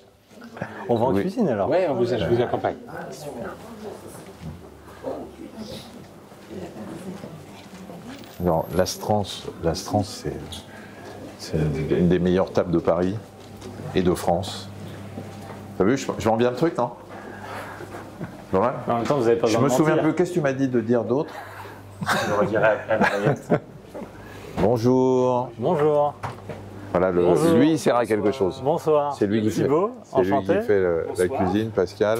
Bah oui, bien sûr. Ça va? Comment ça va? Très bien, merci de nous recevoir. Hein. Avec plaisir. On ne peut pas vous serrer la main là, vous avez levé les mains. On peut. Enchanté. Moi, tu peux. Alors normalement, il doit se laver les mains tout de suite après. Bon, là le petit truc. Alors là, on est encore une fois, dans la cuisine d'un des meilleurs restaurants français. Et pour moi, parce que moi, je suis en train de préparer mon CAP cuisine. Non, mais c'est une blague ou pas? Non, c'est pas une blague. Non, je le passe le 21 juin. Mais venez pas avec les caméras, soyez gentils parce que même s'il me faut en faire une bavette à l'échalote, j'y arriverai pas, je vais la foirer. et donc, pour moi, ici, c'est pour moi c'est le temple. C'est une religion ici. C'est un truc. Tu vois, il se lave les mains, regarde. Il dit non, mais. Pardon. Mais voilà, voir une cuisine comme ça, je comprends même pas tout ce qu'ils font. Et quand tu vois la technique qu'il faut pour apprendre les gestes en cuisine, et que là, c'est comme si je commençais à apprendre la guitare et qu'on m'emmenait voir Mark Knopfler. Quoi. Je comprends pas comment ça marche. Bon, bien manger. On va vous faire sauter les petites choses. Ouais, parce que... Vous avez un petit peu de temps ou pas? Oui, bah non. Un petit peu de temps, on a un peu de temps. On n'est pas pressé? Non, on n'est pas pressé. On a tout notre temps. Pourquoi? Pour goûter d'autres bricoles? Riyad. C'est toujours Riyad qui est frustré. C'est vrai. Et on lui donne une petite béquille comme ça. Ouais. On t'enverra des cacahuètes. Des glaces, s'il te plaît? Bon, bien manger, Michel, ce qu'on a dit. Bon, il faut bien se soigner à l'hôpital, il faut faire du sport. Bien manger, ça c'est le troisième remède. Là aussi, ça se prescrit. Presque. Ça, bah oui, tu as des diététiciens, tu as des nutritionnistes, mais il faut bien sûr qu'il faut bien manger. Après, encore une fois, nous on a la chance ici d'être dans un lieu incroyable. On a la chance, moi j'ai la chance d'aimer faire à manger et d'essayer de faire ma bouffe moi-même, mais c'est pas possible pour tout le monde. Ouais. Néanmoins, il faut quand même essayer parce que c'est pas si compliqué que ça de faire un minimum de choses. Bon, on va pas faire ce que Pascal nous propose. Pascal, c'est dans l'évolution de la cuisine, est-ce que c'est entré en ligne de compte la diététique, je sais pas si c'est le bon mot, dans la manière de cuisiner? Bon. Alors toujours, j'ai envie de dire, on n'est pas des docteurs, on n'a pas la connaissance d'un docteur, mais en fait... Heureusement, à quoi je servirais? Non mais... personnellement, par exemple, je ne peux plus manger quand c'est une cuisine trop riche. Ah ouais. Ah, Vous pouvez plus physiquement, parce qu'il y a une habitude. Psychologiquement, on mange plus aujourd'hui comme on mangeait. On ne cuisine plus aujourd'hui comme on cuisinait il y a 40 ans. Oui. Et heureusement. Donc pour plein de raisons différentes. Déjà, la planète ne peut plus le supporter. Ouais. Tous les jours, on dit manger mieux viande en meilleure qualité, mais beaucoup moins. Alors il y a plein de sujets super intéressants dans le métier, mais alors il y a également la diététique. Alors là, par exemple, alors ça c'est une cuisine que j'aime faire. On est dans le. Alors ça c'est un mélange de différents coquillages. Donc là il y a un gros travail sur les découpes. Ça c'est ce que j'ai appris dans la cuisine, par exemple au Japon ou d'autres techniques différentes. La façon de découper les coquillages est extrêmement importante. Et on est sur des produits crus. Donc ici on prépare un jus d'agrumes que l'on infuse avec des piments. Et donc notre jus d'agrumes avec des piments, donc on préserve tous les nutriments parce que ça n'a pas été chauffé. On vient faire une infusion de gingembre et de piment à froid dans le jus d'agrumes. Et ensuite ça me sert de vinaigrette dans le coquillage. Donc là, inconsciemment, ou consciemment, je ne sais pas, je suis attiré par le côté, pas diététique, mais pur droit. Ouais. J'aime cette cuisine droite, ça c'est très important. Il y a quand même une notion de plaisir dans, je sais pas... il y a bien entendu, le plus important, goûter, oui. vous allez me dire. Oui. Le plus important, c'est que c'est du goût, quoi. Le goût, le goût et le goût, quoi. Ça, c'est important. C'est ça, c'est que la cuisine trop riche, elle écrase le goût de tout ce qu'on fait. Oui, mais il y a quand même un plaisir dans le beurre. Non, mais moi je sucre. Évidemment. Oui. Donc non, mais alors, les extrêmes sont pas bonnes. Oui. Dans tous les sens. Oui. Qu'on soit trop riche, trop gras, pareil, trop épuré, manque de gourmandise dans un dessert, à tout moment donné, il faut arriver à trouver les équilibres. C'est pas parce que j'ai dit que tu servais à rien qu'il faut que tu t'en ailles. Hein. Ah non, je savais, mais les amis, ils venaient de partir, tu vois, quand même.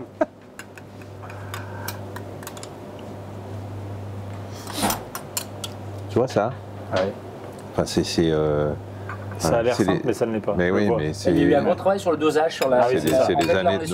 On est sur un mélange de différents jus d'agrumes. Donc, alors, on a un petit peu de... Alors, on travaille des collections d'agrumes Perrine et Étienne. Donc, on a du jus de... On a de mandarine, on a la mandarine Campagne. On a la micane. Merci. On a un jus de citron doux, un jus de citron acide. On a le lime de Tahiti. On a du cabossou. Ouais, c'est pas du citron que tu achètes chez Franprix, hein. C'est du lime de Tahiti. Ça sonne très asiatique, hein. Ouais. Et ça se sert sur un lit de glace pour maintenir la température. Les températures de service sont extrêmement importantes. Ça, c'est quelque chose qu'on peut faire dans le nouveau restaurant parce qu'on a l'espace, on a la place. Ah oui. Et avant, dans l'ancien restaurant, c'est une cuisine que je n'aurais pas pu faire parce que je n'avais pas la place. Donc ça, c'est important. La fraîcheur, justement. Donc, amandes, vernis, frères, manger avec ça? Jus d'agrumes au piment. Alors les petits coquillages également, vous avez cuillère. Ah, je prends dommage, je peux pas. Ouais, soyez à l'aise. Ça, je peux pas. Pour moi, je m'en sers de coton-tige éventuellement, mais.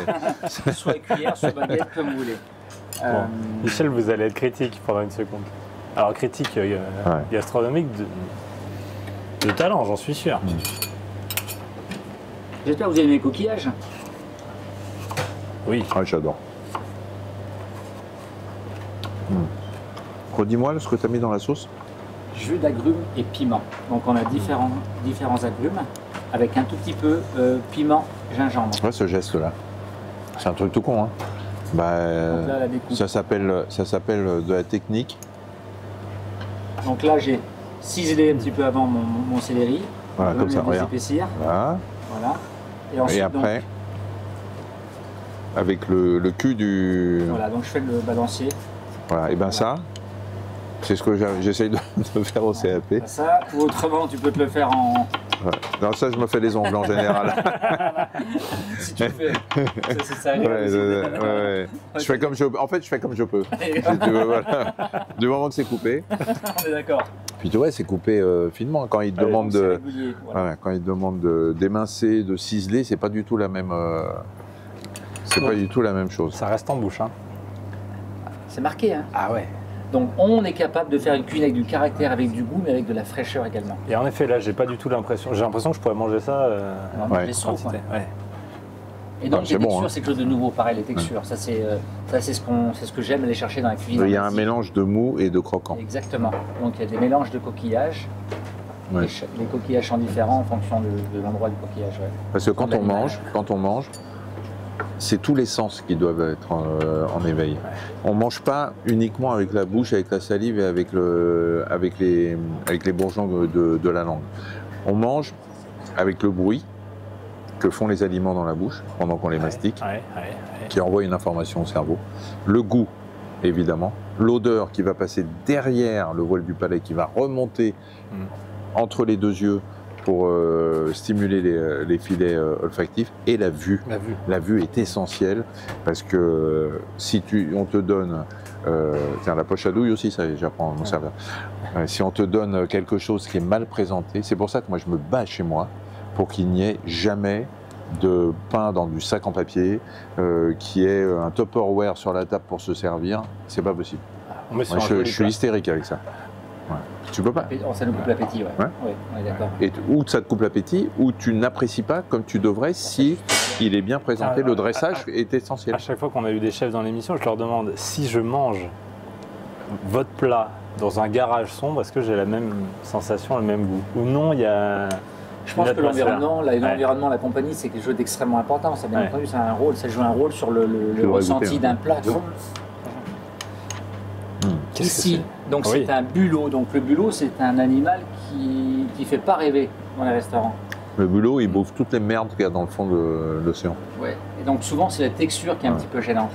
Donc là, on a beaucoup travaillé sur la façon de cuisiner le bulot. Donc on le reçoit vivant et on le cuit directement dans un bouillon avec beaucoup de poivre. Et ensuite, on fait une mayonnaise aux algues. Oui, parce que là, il est encore à l'intérieur, donc vous n'avez pas pu vraiment le cuisiner. Ah si, on l'a enlevé, on l'a retiré, on l'a remis. Ah, d'accord. Et ensuite, avec le bouillon, on a fait la sauce et on a fait la mayonnaise aux algues. D'accord. Alors, le bulot, moi j'adore les bulots. Le bulot, si on ne le cuit pas dans un... Tout dépend du bouillon dans lequel il va être cuit. Extrêmement important. Et souvent, chez le poissonnier, c'est pas toujours extraordinaire. Parce que c'est ça qui va lui donner du goût. Et Mais en tant que tel, un bulot, est-ce qu'on peut voir la différence entre un bon et un mauvais bulot? Parce que j'imagine une bonne viande et une mauvaise viande, ça je le sais. Alors, mais tous les fruits de mer doivent être vivants. D'accord. Extrêmement important. Pas quand on les mange. Pas l'huître. Avant de les cuisiner. Non, mais le bulot. Oui. Si on avale un bulot vivant, ça fait bizarre. Non mais là, les gens ils sont surpris de la qualité du bulot. Parce qu'en fait, ça a une mauvaise image, c'est toujours moi j'adore. caoutchouteux. Puis tu prends des bulots blancs aussi. Et oui, et des gros également, la texture. Donc là pareil, on l'a cuit dans un bouillon avec beaucoup d'épices et de poivre pour vraiment apporter encore un peu plus. Donc là, il y en a encore un peu au fond. Ouais, c'est pas aller un petit peu si tu veux faire un deuxième voyage, si donc, tu veux plus de mayonnaise. Et au-dessus... Là, on est sur une fleur de coriandre. Et c'est une mayonnaise aux algues. Ça fait une mayonnaise. Qu'est-ce que tu prends comme algues? Alors on est sur un mélange de wakame, dulce et nori. Et on a un peu de kombu également. Et où tu les trouves? Alors on a un fournisseur. On a tout ce qu'il faut en France sur la côte. Parce que l'autre jour je cherchais des, tu sais, je sais pas comment elle s'appelle cette algue noire plate. Le nori, feuille de nori. Bon. Pour faire avec des, j'ai vu une recette avec des tronçons de poireaux. Oui, pour faire en terrine. Voilà, que tu enroules et tout, c'est magnifique. Délicieux. Mais alors pour trouver la feuille de nori. Dans les magasins japonais, rue Sainte-Anne, partout tu trouves, ou coréens. D'accord. Non, à Paris dans le magasin spécialisé japonais. Mais j'ai trouvé au Bon Marché. Mais sinon, je trouvais pas. C'est beau, hein, quand. C'est bon, hein. Vous faites ça, des tronçons de poireaux cuits. D'accord. Qu'on enroule avec les feuilles et ensuite on l'enroule dans la grande feuille. Après on découpe ça, c'est magnifique. Comme une terrine. Ouais. C'est génial ça, ouais. C'est excellent. En effet. On redécouvre, alors on est toujours l'appréhension sur le bulot. Hein. Oui, que ça va être. Je vais tomber un peu sur la partie. Un escargot un peu baveux. Ouais. Ça fait pas rêver quoi. Non, là c'est pas ça. Là on est sur. C'est pas le même goût que quand on les mange à la maison. Hein. C'est autre chose. Ouais. Là on lui parle de bulot. Et là je vous entends avec tous ces mots et ces techniques qui ont l'air asiatiques. Et on parlait de diététique avec Michel, mais est-ce qu'on va peut-être perdre un peu une forme de culture, d'une gastronomie française en allant chercher autre chose? La gastronomie française, est-ce qu'elle n'est pas riche par nature et on risque de la perdre? Alors on est gâté avec tout le terroir. En fait, simplement, moi je raconte mon histoire. Oui. J'ai fait des voyages très jeunes. Moi j'ai fait mon service militaire en Nouvelle-Calédonie. D'accord. Donc à l'âge de 20 ans, je suis parti en Océanie. Donc j'ai découvert les îles Fidji, les îles Tonga, Nouvelle-Calédonie, Nouvelle-Zélande, l'Indonésie. Donc c'est mon histoire. Ensuite, j'ai travaillé en Australie. J'ai appris à cuisiner avec des Japonais. Donc c'est un peu mon histoire, mais tous les produits sont français. Les coquillages, les fruits de mer, les algues. Alors par contre, il y a certaines techniques qui viennent d'ailleurs, que j'ai découvert, que j'ai apprises. Je fais par exemple le poisson à la tahitienne. C'est une recette absolument super intéressante. C'est un espèce de ceviche à la française. Ouais. C'est-à-dire que c'est son Lait de coco. Exactement. Ouais. C'est des gros dés de poisson cru, de l'espadon, du thon. Moi je fais avec d'autres poissons, avec des barres de Bretagne, l'Atlantique, etc. On les met à mariner dans un jus de citron et lait de coco, et avec carottes et concombres râpés. C'est délicieux. C'est le thon à taille sel, c'est influence de la cuisine du Pacifique. Moi je le fais avec des oignons rouges émincés. Oui. Et la coriandre. Bah c'est ça, c'est la recette originale, très bon. Avec des gros dés de concombre, c'est super bon. Donc là, pareil, à la française, là je vous fais, vous êtes ok pour les huîtres? Ah ouais. Huîtres, ça va? Qu'est-ce que vous n'aimez pas, Michel? On a tous un aliment qu'on n'aime pas. C'est pas que j'aime pas, c'est que je suis un peu allergique. Je fais des aftes avec l'ananas, les noix, les trucs comme ça. Et les tomates séchées. Et le comté, le fromage. Et les tomates séchées. Ouais. Et un fruit pas propre. Un fruit pas propre. Ah bon? Tu manges des fruits pas propres? Alors, j'aime pas trop les fruits. Tu vois un fruit que tu ramasses dans le caniveau, et ça lui donne des aftes. Ouais. Mais moi aussi. Hein. Enfin, moi, ça me fait vomir même. C'est bizarre, Festo. Donc là, brunoise de céleri, échalote au vinaigre. Et l'huître, en fait, ce qui est sympa, c'est que on va mettre la petite. Alors, brunoise, c'est parce que c'est coupé très petit. Parce qu'il y a aussi des mots. Alors, non, la julienne, c'est en bâtonnet. Voilà. Sinon, il y a la macédoine et le mirepoix. Bien. Ah, le mirepoix, c'est celle un petit peu en triangle? La mirepoix, non, c'est la plus grosse, c'est plus gros. Plus grosse, voilà, c'est pour. Et la macédoine, c'est entre les deux. Voilà, c'est un petit cube et la paysanne. Alors, la paysanne, c'est en gros morceaux. C'est en triangle. Ah non, c'est en petit. Ah bon, c'est la chèvre. C'est-à-dire en triangle. Peut-être qu'on a une carotte, on la coupe en quartier. D'accord. Donc on a 4 triangles, 4 camemberts. D'accord. Que l'on coupe émacé, c'est des petits camemberts. D'accord. Donc là, on est vraiment sur quelque chose, un registre très français. Donc c'est l'huître, vinaigre à l'échalote et mignonnette.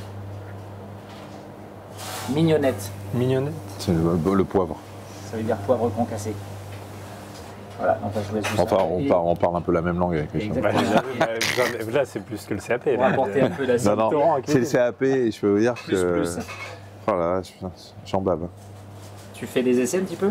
Ouais, mais même par exemple pour faire une pâte à choux, par exemple.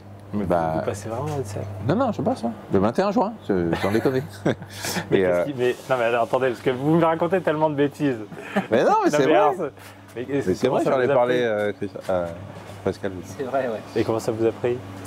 Parce que j'adore faire la bouffe et que j'étais frustré de ne pas pouvoir faire certaines choses, soit d'imaginer d'être un peu créatif, soit de faire des choses qui nécessitaient des gestes techniques. Je peux prendre un morceau de pain ou pas? Ouais. C'est ceux du personnel. Ah, pardon, je vais prendre ça. Il vient de les cuire à l'instant, c'est pour nous, c'est nos hamburgers de. Ah bah, d'accord. Tu veux faire celui-là? C'est bon. Et en fait. Non, pas celui-là. Non, mais celui-là, c'est. Non, c'est bon ça, je m'en fous. Et en fait, je suis en train d'apprendre à faire le pain et la brioche. Un verre d'eau ou un petit verre d'eau? Ah oui, je peux dire.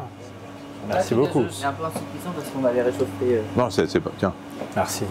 Il est chaud encore. Ouais. Ah bah c'est pour nous, c'est pour nos burgers de vendredi. Ah ouais.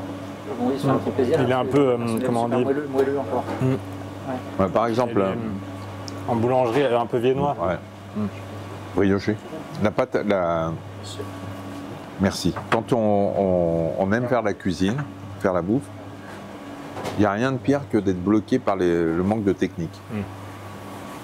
Si on ne sait pas faire la pâte à choux, si on ne sait pas servir d'une poche à douille, il y a plein de choses qu'on ne peut pas faire. Voilà. On ne peut pas dresser d'une belle façon, on ne peut pas faire de gougère, on ne peut pas faire de profiterole, on ne peut pas faire de... Donc c'est là-bas, c'est pas très compliqué, mais il faut apprendre à le faire. On y va? Allez, avec la cuillère, essayez de prendre un petit peu de garniture. C'est bon, ça vous plaît, monsieur? Hein? Oui? D'accord.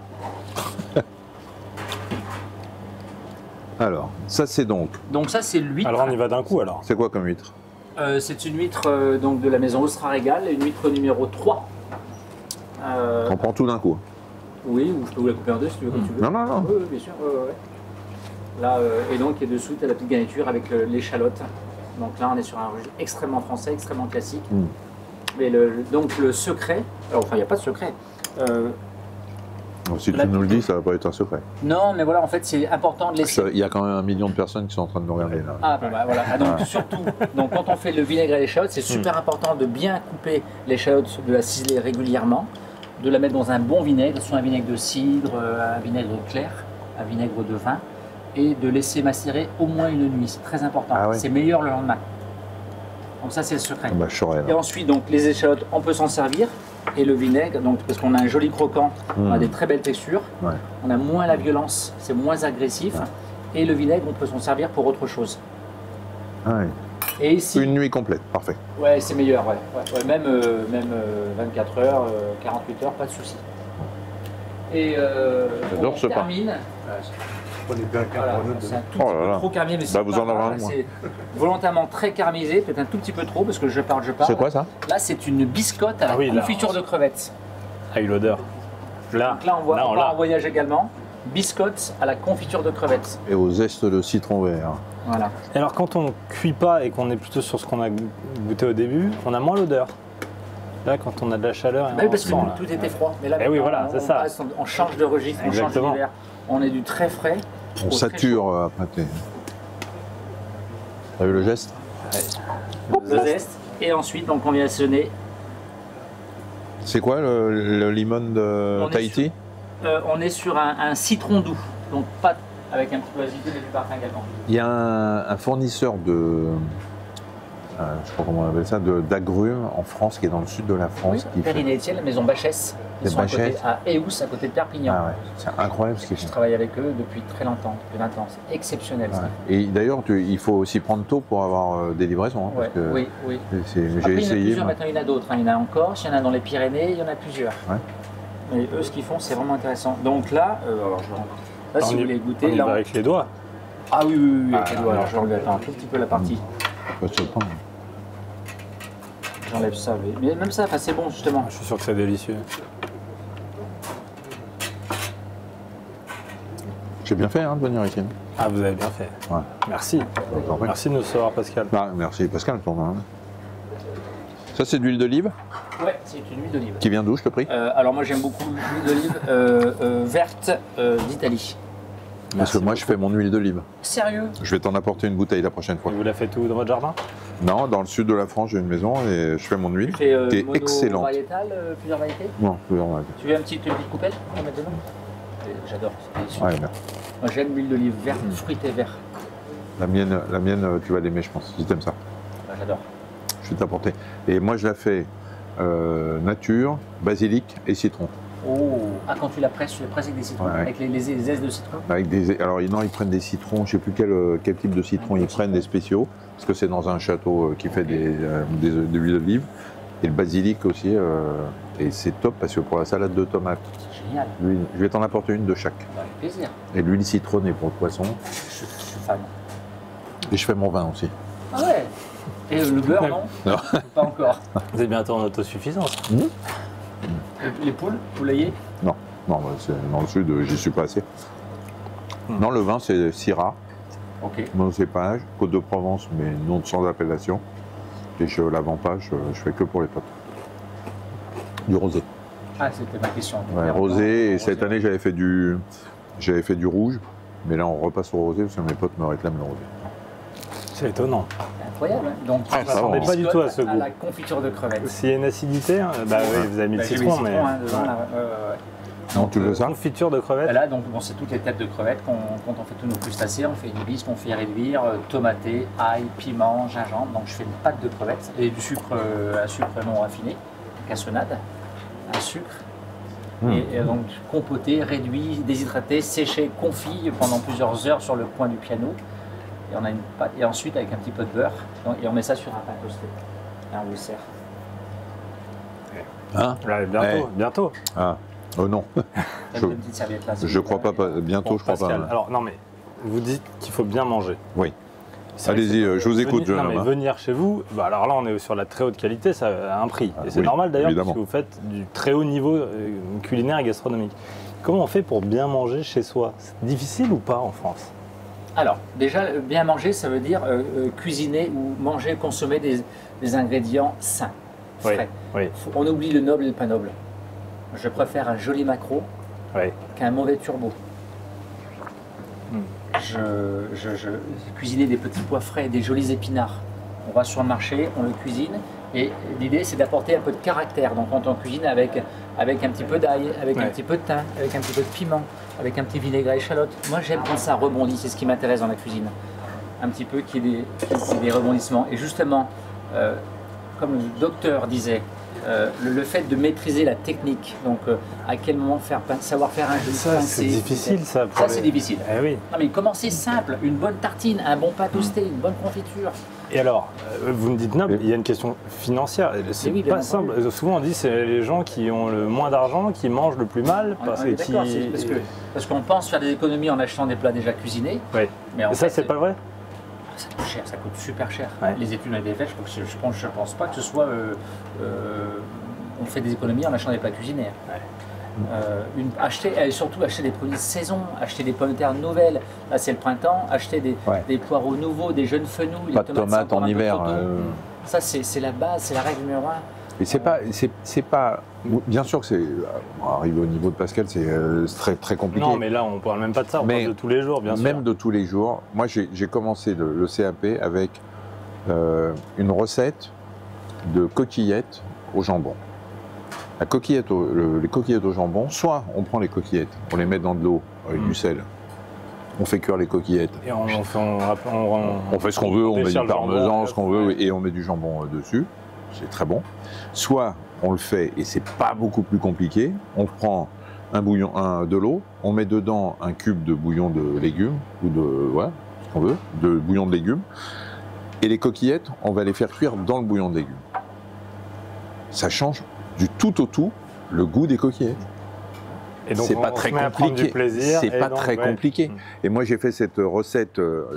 J'ai fait quoi? J'ai fait revenir des échalotes dans un peu d'huile d'olive. Un petit peu. On déglace avec un peu de vin blanc.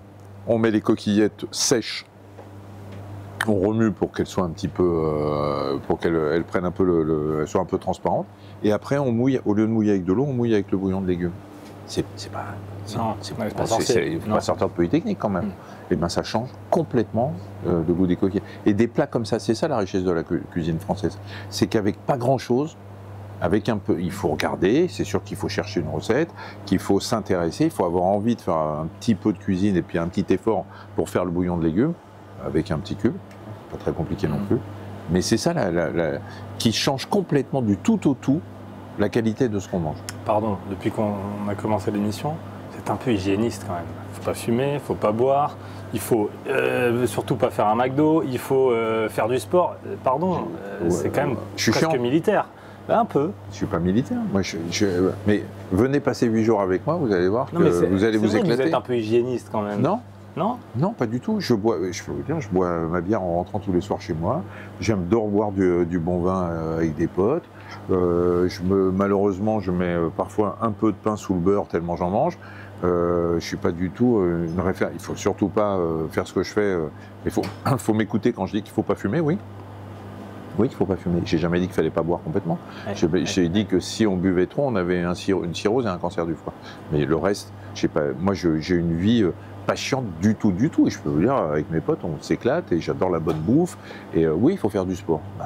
Si vous êtes inactif, vous êtes gros, vous êtes hypertendu, vous êtes diabétique et vous mourrez à 50 ans. C'est pas hygiéniste. C'est logique. C'est de la logique. Je suis pas hygiéniste. Je suis pas un ayatollah de la santé publique. Mais il se trouve que je sais, parce que je bosse un peu dedans, qu'il faut que je me bouge et qu'il faut que je fasse un peu attention à ne pas prendre trop de poids. Moi, je me pèse tous les matins et tout le monde dit que ça ne sert à rien et c'est vrai. Mais moi, je me pèse quand même tous les matins et dès que j'ai 500 grammes de trop, je les perds tout de suite parce que je sais que je vais avoir du mal à les perdre si j'en prends 500 de plus. Mais je ne suis pas chiant à vivre, vraiment. Appelez ma femme. Je crois que j'aime pas les formules toutes faites, mais je crois que je la rends heureuse. Merci beaucoup Pascal. On peut se mettre s'asseoir en salle? C'est pour, c'est un restaurant. Ah bon, c'est parfait. Ah oui, lui, il a aimé, il veut s'asseoir maintenant. Allez-y, bien. Vous allez commander. Il y a une carte, vous voyez Christophe vous accompagne. De toute façon, non, j'ai vu que c'est pas Libération, c'est le Figaro, je lui ai dit tout à l'heure. Ils ont une belle voiture et tout, on va pouvoir s'asseoir. Les clichés. Allez-y. On a prévu un petit dessert, on a besoin de 5 minutes. Ah bah c'est parfait. Moi j'ai encore au moins 1 heure de questions, alors ça va. On se met là. Je prends la banquette, hein, comme les filles. Oui, vous avez raison. Bénéfice de l'âge. Le pain est super bon. Hein. Très bon. Boulangerie Temnel. Oh la vache. Très très bon ce pain. Merci beaucoup. Vous avez raison de nous emmener ici. C'est un excellent choix. Merci. Bon, souvent on dit pas de politique à table. Ouais. Moi j'ai envie de vous parler un peu de politique. Ah, parlons politique. Bon, pas tout à fait. Mais qu'est-ce qui s'est passé après le Covid? Vous en êtes pris plein la gueule sur les réseaux sociaux. Pendant le Covid. Pendant Ouais. Pendant le Covid. Il s'est passé que... alors, qu'est-ce qui s'est passé? La genèse de tout ça, c'est que j'étais sur le plateau de France 2 sur une émission avec Léa Salamé et Thomas Soto. Et il y a Nadine Morano qui passe avant nous, j'étais avec Karine Lacombe, et qui dit à Gabriel Attal à l'époque, qui devait être porte-parole du gouvernement, qui lui dit vous nous cachez des choses, c'est une catastrophe, enfin des choses hyper inquiétantes, alors qu'on était, d'abord on ne savait rien, et qu'ensuite on essayait plutôt de rassurer les Français plutôt que de les inquiéter. Et Nadine Morano sort du plateau et s'en va, et moi je prends sa place. Et je dis que ces propos sont irresponsables. Que quand on est un responsable politique, avant de faire de la politique politicienne de base et d'attaquer le porte-parole du gouvernement en disant, en faisant croire qu'on cache des choses, que c'est une catastrophe sanitaire, etc., ce qui a été après, mais on n'avait aucune information. Donc je la démolis un peu sur le plateau. Et dans les heures qui suivent, elle fait un tweet en me descendant parce que j'avais descendu à mon tour, et en finissant par Michel Simès, #grippette. Je n'avais pas prononcé le mot grippette. Vous ne l'avez pas dit? Non. Et les journalistes ne sont pas tous aussi sérieux que vous, ne viennent pas me poser la question, et à chaque fois qu'on me citait pendant le Covid, et en plus j'allais souvent à C'est à vous, j'avais fait une émission, etc. On me disait, Simès qui a dit que le Covid était une grippette, y compris dans les moments les plus compliqués avec tout ce qui s'est passé. Donc, c'est parti de Morano. Les journalistes qui ne sont pas tous sérieux ont repris ça, et c'était Simès #grippette, Simès grippette, Simès grippette, Simès grippette, et que les gens ont fini par se dire il a dit grippette. Et je vais à Quotidien interviewer Berthès qui me dit est-ce que c'est une grippette? Je dis non, ce n'est pas une grippette. C'est à l'époque où on ne savait pas encore. C'est le seul moment où j'ai parlé de grippette en disant ça en a grippette. Et donc, tout est parti de là, et comme les complotistes se sont déchaînés, moi, j'ai regardé, parce qu'à un moment, j'ai des potes, moi je regardais pas les commentaires ni sur Twitter ni machin, mais j'ai des potes qui m'appelaient et qui me disaient putain, qu'est-ce qui t'arrive, machin, et tout. Donc j'ai fini par regarder. Et en fait, c'était la mouvance extrême droite, un peu de mouvance extrême gauche, les anti-vax. Voilà, c'est tous ces gens-là qui font du bruit. Les autres, c'était quoi, il y avait 20 000 personnes sur 66 millions de Français, donc ça a fait du bruit parce que la presse va regarder, et les titres c'était Simès se fait démolir sur Twitter, démolir par quelques centaines ou milliers de personnes qui font beaucoup de bruit. Mais ça continue aujourd'hui encore. Ah bon? Ouais, il y a un tweet sur vous et en dessous c'est c'est le médecin qui a voulu tous nous confiner, c'est le médecin qui au début. Parce que si les gens sont assez cons pour continuer à penser que j'ai parlé de grippette alors que je l'ai dit partout, que je l'avais pas fait, que j'ai même sur mes réseaux, etc. Mais ils vous en veulent même pour après d'avoir dit que c'était important de se vacciner, par exemple. Oui, voilà. Donc ça ne s'arrête plus. Non, mais ça ne s'arrête pas parce qu'il ne vous a pas échappé, mon cher ami, que nous sommes dans un pays complotiste dans lequel Raoult avait beaucoup plus d'influence que Simès, et qui fait que vous avez des indécrottables anti-vax à qui vous pouvez dire n'importe quoi et qui ne vous croiront jamais. Je veux dire, qui diront que je suis payé par l'industrie pharmaceutique, ou que les vaccins tuent les gens. Mais qu'est-ce que vous voulez qu'on fasse contre ces gens-là? Vous dites que c'est des sectes complotistes, quasiment. Non, c'est pas un pays complotiste. Ouais. Il y a, dans ce pays, beaucoup on a quand même une réputation de pays très anti-vax, quand même, dans le monde. Ouais. Si les gens sont assez bêtes pour penser que les vaccins sont là pour les tuer plutôt que pour les sauver, écoutez, qu'ils continuent à le penser. Ils ne veulent pas vacciner leurs enfants, ils vont mourir de méningite, de rougeole, etc. Il y a une flambée des rougeoles aujourd'hui. Enfin, les pays en voie de développement pleurent pour avoir des vaccins et nous on pleure pour ne pas les avoir. Et vous savez, il y a un moment, alors je ne vous dis pas que ça ne m'a pas touché parce que c'est toujours chiant d'avoir des gens qui vous démolissent, mais j'ai passé à autre chose. Aujourd'hui, je suis plus fataliste qu'avant, c'est-à-dire que je me dis pourquoi essayer de convaincre des gens contre leur gré, qui sont complètement bornés, qui pensent que l'hydroxychloroquine les aurait sauvés, qui pensent que le plus grand médecin du monde, c'est le professeur marseillais, donc toute la communauté scientifique mondiale dit que ces travaux, c'est de la daube et que l'hydroxychloroquine ne sert à rien. S'il y en a encore qui veulent le croire, qu'est-ce que vous voulez que je fasse? Je ne vais pas me battre, moi, contre ces gens-là. Certains mouvements complotistes, certaines sectes, vous avez utilisé le mot, se fondent sur des médecines parallèles. Vous avez parlé, notamment dans certaines émissions, Le pouvoir extraordinaire du corps humain avec Diana Karambeu, de certaines médecines parallèles. Est-ce que vous vous êtes trompé en faisant ça? Non, ce n'est pas des médecines parallèles dont j'ai parlé, c'est des médecines complémentaires. Ah, expliquez-moi. Les médecines parallèles sont des médecines... Vous avez fait un peu de... Vous êtes allé à l'école? Oui. Les parallèles ne se touchent jamais. Oui. Les médecines complémentaires sont des médecines qui vont pouvoir arriver en complément de la médecine que nous proposons, nous, en tant qu'allopathes, ou de la médecine traditionnelle. Donc, oui, on a parlé de médecine... Parce que là, c'est subtil. Admettez que c'est... non, c'est pas subtil. Médecine complémentaire, médecine parallèle... Les médecines complémentaires sont des médecines qui, aujourd'hui, sont reconnues par l'université, par la faculté de médecine, par les médecins, par les scientifiques, comme étant complémentaires, c'est-à-dire apportant quelque chose de plus aux patients. On va prendre un exemple. L'acupuncture, l'hypnothérapie. Voilà, il y a quelques médecines comme ça qui sont des médecines dites complémentaires. L'ostéopathie, c'est une médecine dite complémentaire. D'accord. Donc toutes ces médines-là sont critiques autour de. Mais il y a des. On est dans un pays qui fait que critiquer. Vous voyez ce qui se passe avec les jeux.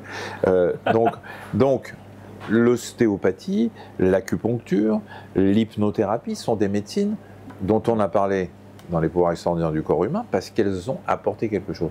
Mais moi, j'ai changé. C'est-à-dire que moi, quand j'étais jeune médecin et qu'un patient venait me voir en me disant qu'il était allé voir un homéopathe ou qu'il était allé voir un acupuncteur, j'avais les boules parce que je me disais mais qu'est-ce que c'est que ces conneries? Et bien, avec un peu d'expérience et d'ouverture, je me suis dit j'ai pas le droit de lui interdire. Et puis en plus, je me suis renseigné et puis je me suis aperçu que finalement, ces médecines que l'on appelait parallèles avant, et qui sont appelées par l'OMS aujourd'hui médecine complémentaire, sont des médecines qui apportaient, qui faisaient du bien à mes patients. Et donc, j'ai changé. Il n'y a que les cons qui ne changent pas d'avis. Moi, j'ai changé. Et je me suis dit que finalement, ces médecines me permettaient d'aider mes patients. Donc, qu'ils y allaient. Et on en a parlé dans l'émission à cause de ça. Sinon, moi, en tant que médecin, je ne parle pas de choses qui ne sont pas reconnues. Oui. Bon, c'est bien de le préciser. Ah oui, sinon, je me décrédibilise. Quelle est la petite médecine complémentaire? On en a tous une qu'on aime bien, qui nous fait du bien. Vous, c'est quoi? Ou non, vous continuez à aller à l'hôpital? Non, mais moi, oui, mais... Non, par exemple... Parce qu'il faut une forme de croyance et d'acceptation. Il faut particulièrement y croire, non?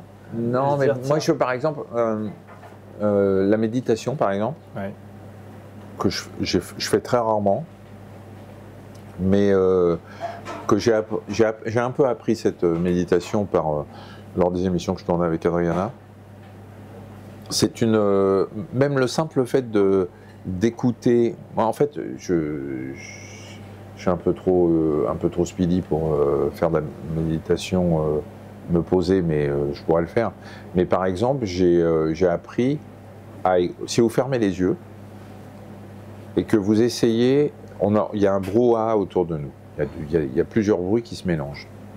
Si vous fermez les yeux et que vous écoutez, vous essayez de distinguer chacun des bruits qui font ce brouhaha.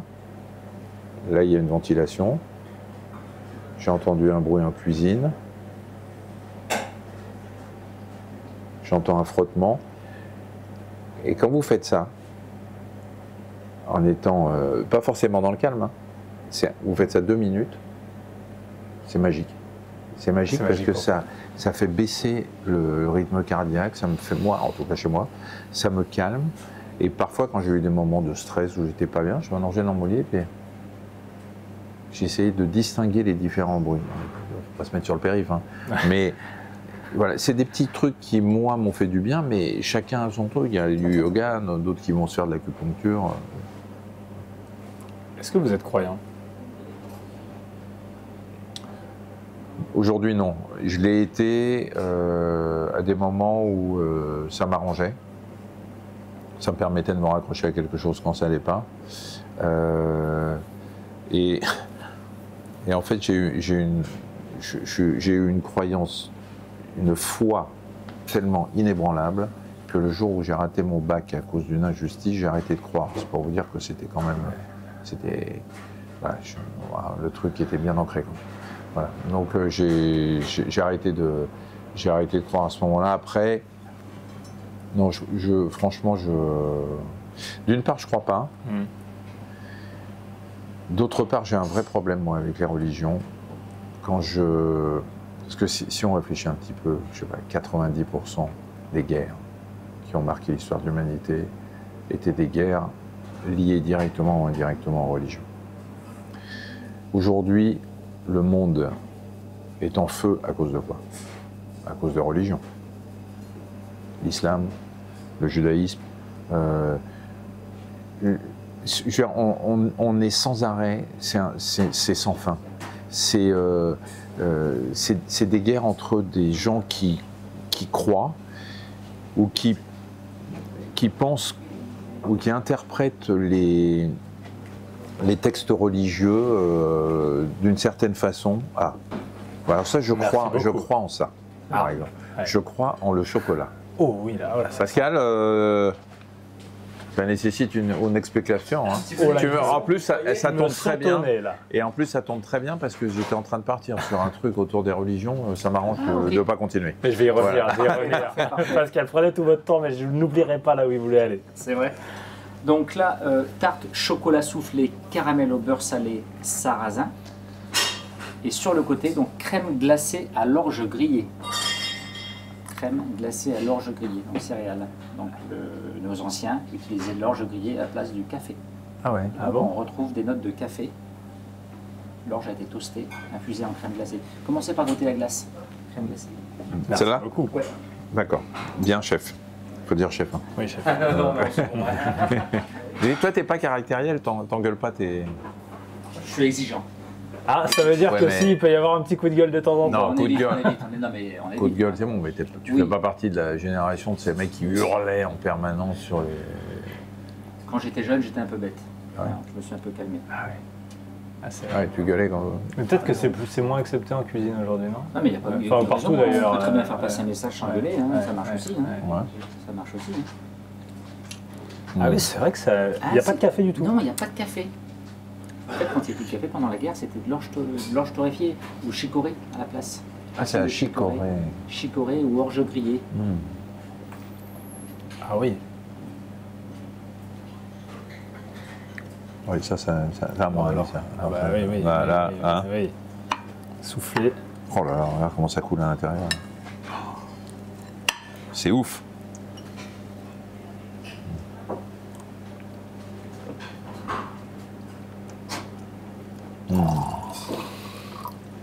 C'est que ça me donne presque des petits frissons. C'est à staplock, hein, comme on dit. Ah, c'est quoi? À staplock. C'est-à-dire quoi? Se taper le cul par terre. C'est toujours Georges qui m'a appris ça. Ah ouais, ça c'est... Je suis obligé de vous poser des questions, mais j'ai envie de profiter quand même. Allez-y. Vous voulez que je vous reparle de religion? Vous avez une histoire familiale importante, forte sur Lourde. cette question. Lourde, c'est le bon mot. Alors, au sujet des religions, vos deux grands-parents, vos deux grands-pères ont été Ils sont morts à Auschwitz. tués à Auschwitz. Ouais. Est-ce que ça pèse? Ah oui. Ah oui, ça pèse. C'est Même quand on les a pas connus? Ouais, même quand... ouais. Ouais. Je pense que la révolution médicale de demain, c'est ce qu'on appelle l'épigénétique. Alors c'est quoi l'épigénétique? C'est, on prend 100 gènes, on a 22 000 gènes à peu près, mais on prend 100 gènes, il y en a 30% qui font ce qu'on est, que vous êtes brun, que vous avez les yeux marrons, que vous avez votre taille, et tout ça. Et il y en a 70% des gènes qui sont sensibles à l'environnement au sens large. Comment vous avez été élevé, ce que vous avez mangé, ce que vous avez respiré. Ça, c'est les gènes. C'est les gènes. C'est pas de l'éducation. C'est l'épigénétique. C'est-à-dire qu'en fonction de ce que vous allez manger, votre système immunitaire va réagir d'une certaine façon, en fonction des bactéries avec lesquelles vous avez été en contact à votre naissance, etc. Il y a tout un tas de choses qui font l'épigénétique. C'est par exemple, si vous fumez, c'est de l'environnement qui va jouer sur vos gènes, qui va entraîner des mutations, qui va entraîner des maladies. Mais il est probable que ce qu'on appelle la mémoire collective. Alors, par exemple, pourquoi la Shoah ou la mort de mes grands-pères m'a marqué? Je ne les ai pas connus. Mes parents m'en ont très très peu parlé. Je ne suis pas dans une famille dans laquelle on s'est plaint énormément de tout ça. Et pourtant, j'y suis très sensible.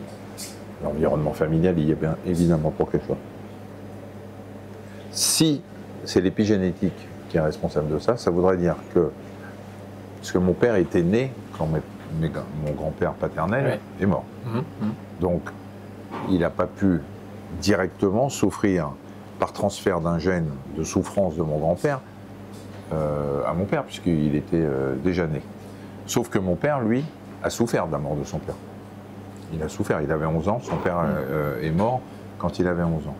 Donc, son corps a vécu cette souffrance. Cette souffrance a pu marquer ses gènes, qui m'a transmis. Et donc, cette mémoire collective, il y en a certains qui pensent qu'elle peut être transmise par cette notion d'épigénétique, par ces gènes qui sont marqués par la souffrance de quelqu'un qui vous a engendré. Voilà. Et donc, vous dites que certains le pensent, c'est-à-dire qu'on est en phase de recherche? Oui, on est en phase de recherche. Il y a des recherches aujourd'hui. Vous le pensez? Vous croyez que c'est... Je trouve ça séduisant comme explication scientifique. Je trouve qu'il y a plein de choses qu'on va probablement pouvoir expliquer par l'épigénétique. Et ça c'est vraiment c'est passionnant. Et ça veut dire que si c'est marqué dans un sens, ça peut se démarquer dans l'autre. On peut peut-être enlever des gènes qui ont été marqués. Vous avez été touché directement, donc vous me l'expliquez, mais est-ce que vous craignez aujourd'hui un afflux de l'antisémitisme en France? Surtout après le 7 octobre. Est-ce que vous le craignez? Pas qu'en France, mais moi j'en suis pas victime. Je lis, je vois qu'il y a une recrudescence des actes antisémites, mais en fait, je pense que ça s'est jamais arrêté, que ça s'arrêtera jamais. Aujourd'hui, ça s'arrêtera jamais? Bon non, parce que aujourd'hui c'est ça, après une autre époque c'était les Noirs, une autre époque c'était les musulmans, et qu'on a toujours besoin de trucs. Et puis les Juifs, ça a toujours fait partie du décor, cet antisémitisme larvé.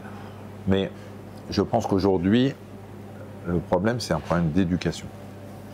C'est-à-dire que quand on voit que les gens qui font des actes antisémites, pour la plupart, le font pour la cause palestinienne et qui confondent le fait d'être juif en France avec le gouvernement israélien, c'est qu'il y a un vrai problème d'éducation aujourd'hui. Et c'est compliqué d'expliquer aux gens, mais c'est pas parce que je suis juif que je soutiens le gouvernement de Netanyahou. Et c'est même tout le contraire. Et que moi je suis juif français et que je suis pour deux États, un État palestinien et un État et Israël, et que aujourd'hui, Netanyahou qui est entouré, et c'est pour ça que tout à l'heure je vous parlais des extrémistes religieux dans toutes les religions qui foutent le bordel partout, il est entouré d'extrémistes religieux, d'orthodoxes juifs, et c'est une catastrophe. Et c'est une catastrophe, c'est des va-t-en-guerre, des gens qui sont intolérants, irresponsables, et qui poussent Israël à faire ce qu'Israël fait aujourd'hui. On rappelle quand même que le 7 octobre est un acte terroriste qui a tout déclenché, mais qu'aujourd'hui, c'est les ultra-orthodoxes juifs, c'est les extrémistes musulmans qui font que le monde qui a le feu sur la tête. Voilà. Et c'est pour ça que je vous disais, vous me demandez si je suis croyant, je deviens allergique aux religions. Quoi. Je deviens allergique aux religions parce que c'est terrible, on ne peut pas dialoguer. Est-ce que vous en voulez, ce sera ma dernière question, est-ce que vous en voulez à une certaine partie de la classe politique sur ces questions? Vous voulez parler de Mélenchon? Je veux dire, moi j'exprime jamais mes opinions politiques, sauf que les extrêmes sont pour moi des dangers publics. Extrême gauche comme extrême droite. Je mets dans le même panier tous les deux. Et c'est pas une question d'antisémitisme, voilà, de ce genre de choses. C'est les extrémistes en France font beaucoup de mal à la démocratie, font beaucoup de mal à la politique. Je souhaite de tout cœur que l'extrême droite n'arrive pas au pouvoir. Je souhaite de tout cœur que Mélenchon finisse par être jeté par son parti, mais que LFI disparaisse de la classe politique française, parce que je trouve que leurs discours sont insupportables, sont inaudibles des deux côtés. Voilà. Alors, le reste, il reste quand même pas mal de monde entre la droite et la gauche, mais vous n'aurez pas, ce que je pense. Merci beaucoup, Michel Simès. C'est moi, merci bon, vous me dites, alors quand même, Riyad, viens voir, parce que quand même, il faut lui faire goûter ça. Hop, voilà. Regardez Michel, le bonheur dans ses yeux. Qu'est-ce qu'il dit? Riyad, il dit quoi? Il dit merci. Voilà, mais il a la bouche pleine, il peut pas Et dire. pendant qu'il tourne la caméra, expliquez-moi, c'est quoi cette injustice au bac? Voilà. C'est que la prof d'histoire qui m'a interrogé à l'oral m'a mis 6 notes éliminatoires, en sachant que je n'aurais pas mon bac, alors que j'avais récité par cœur la question sur laquelle elle m'avait interrogé. C'était le wagon plombé de Lénine. C'est pas vrai. Oui. Vous saviez tout? Tout. On m'aurait dit, quelle question tu veux? J'aurais pris celle-là. Allez-y, vous êtes capable de me raconter l'histoire? Non, mais je ne sais pas pourquoi, j'ai dû dire un truc qui lui a pas plu, elle était communiste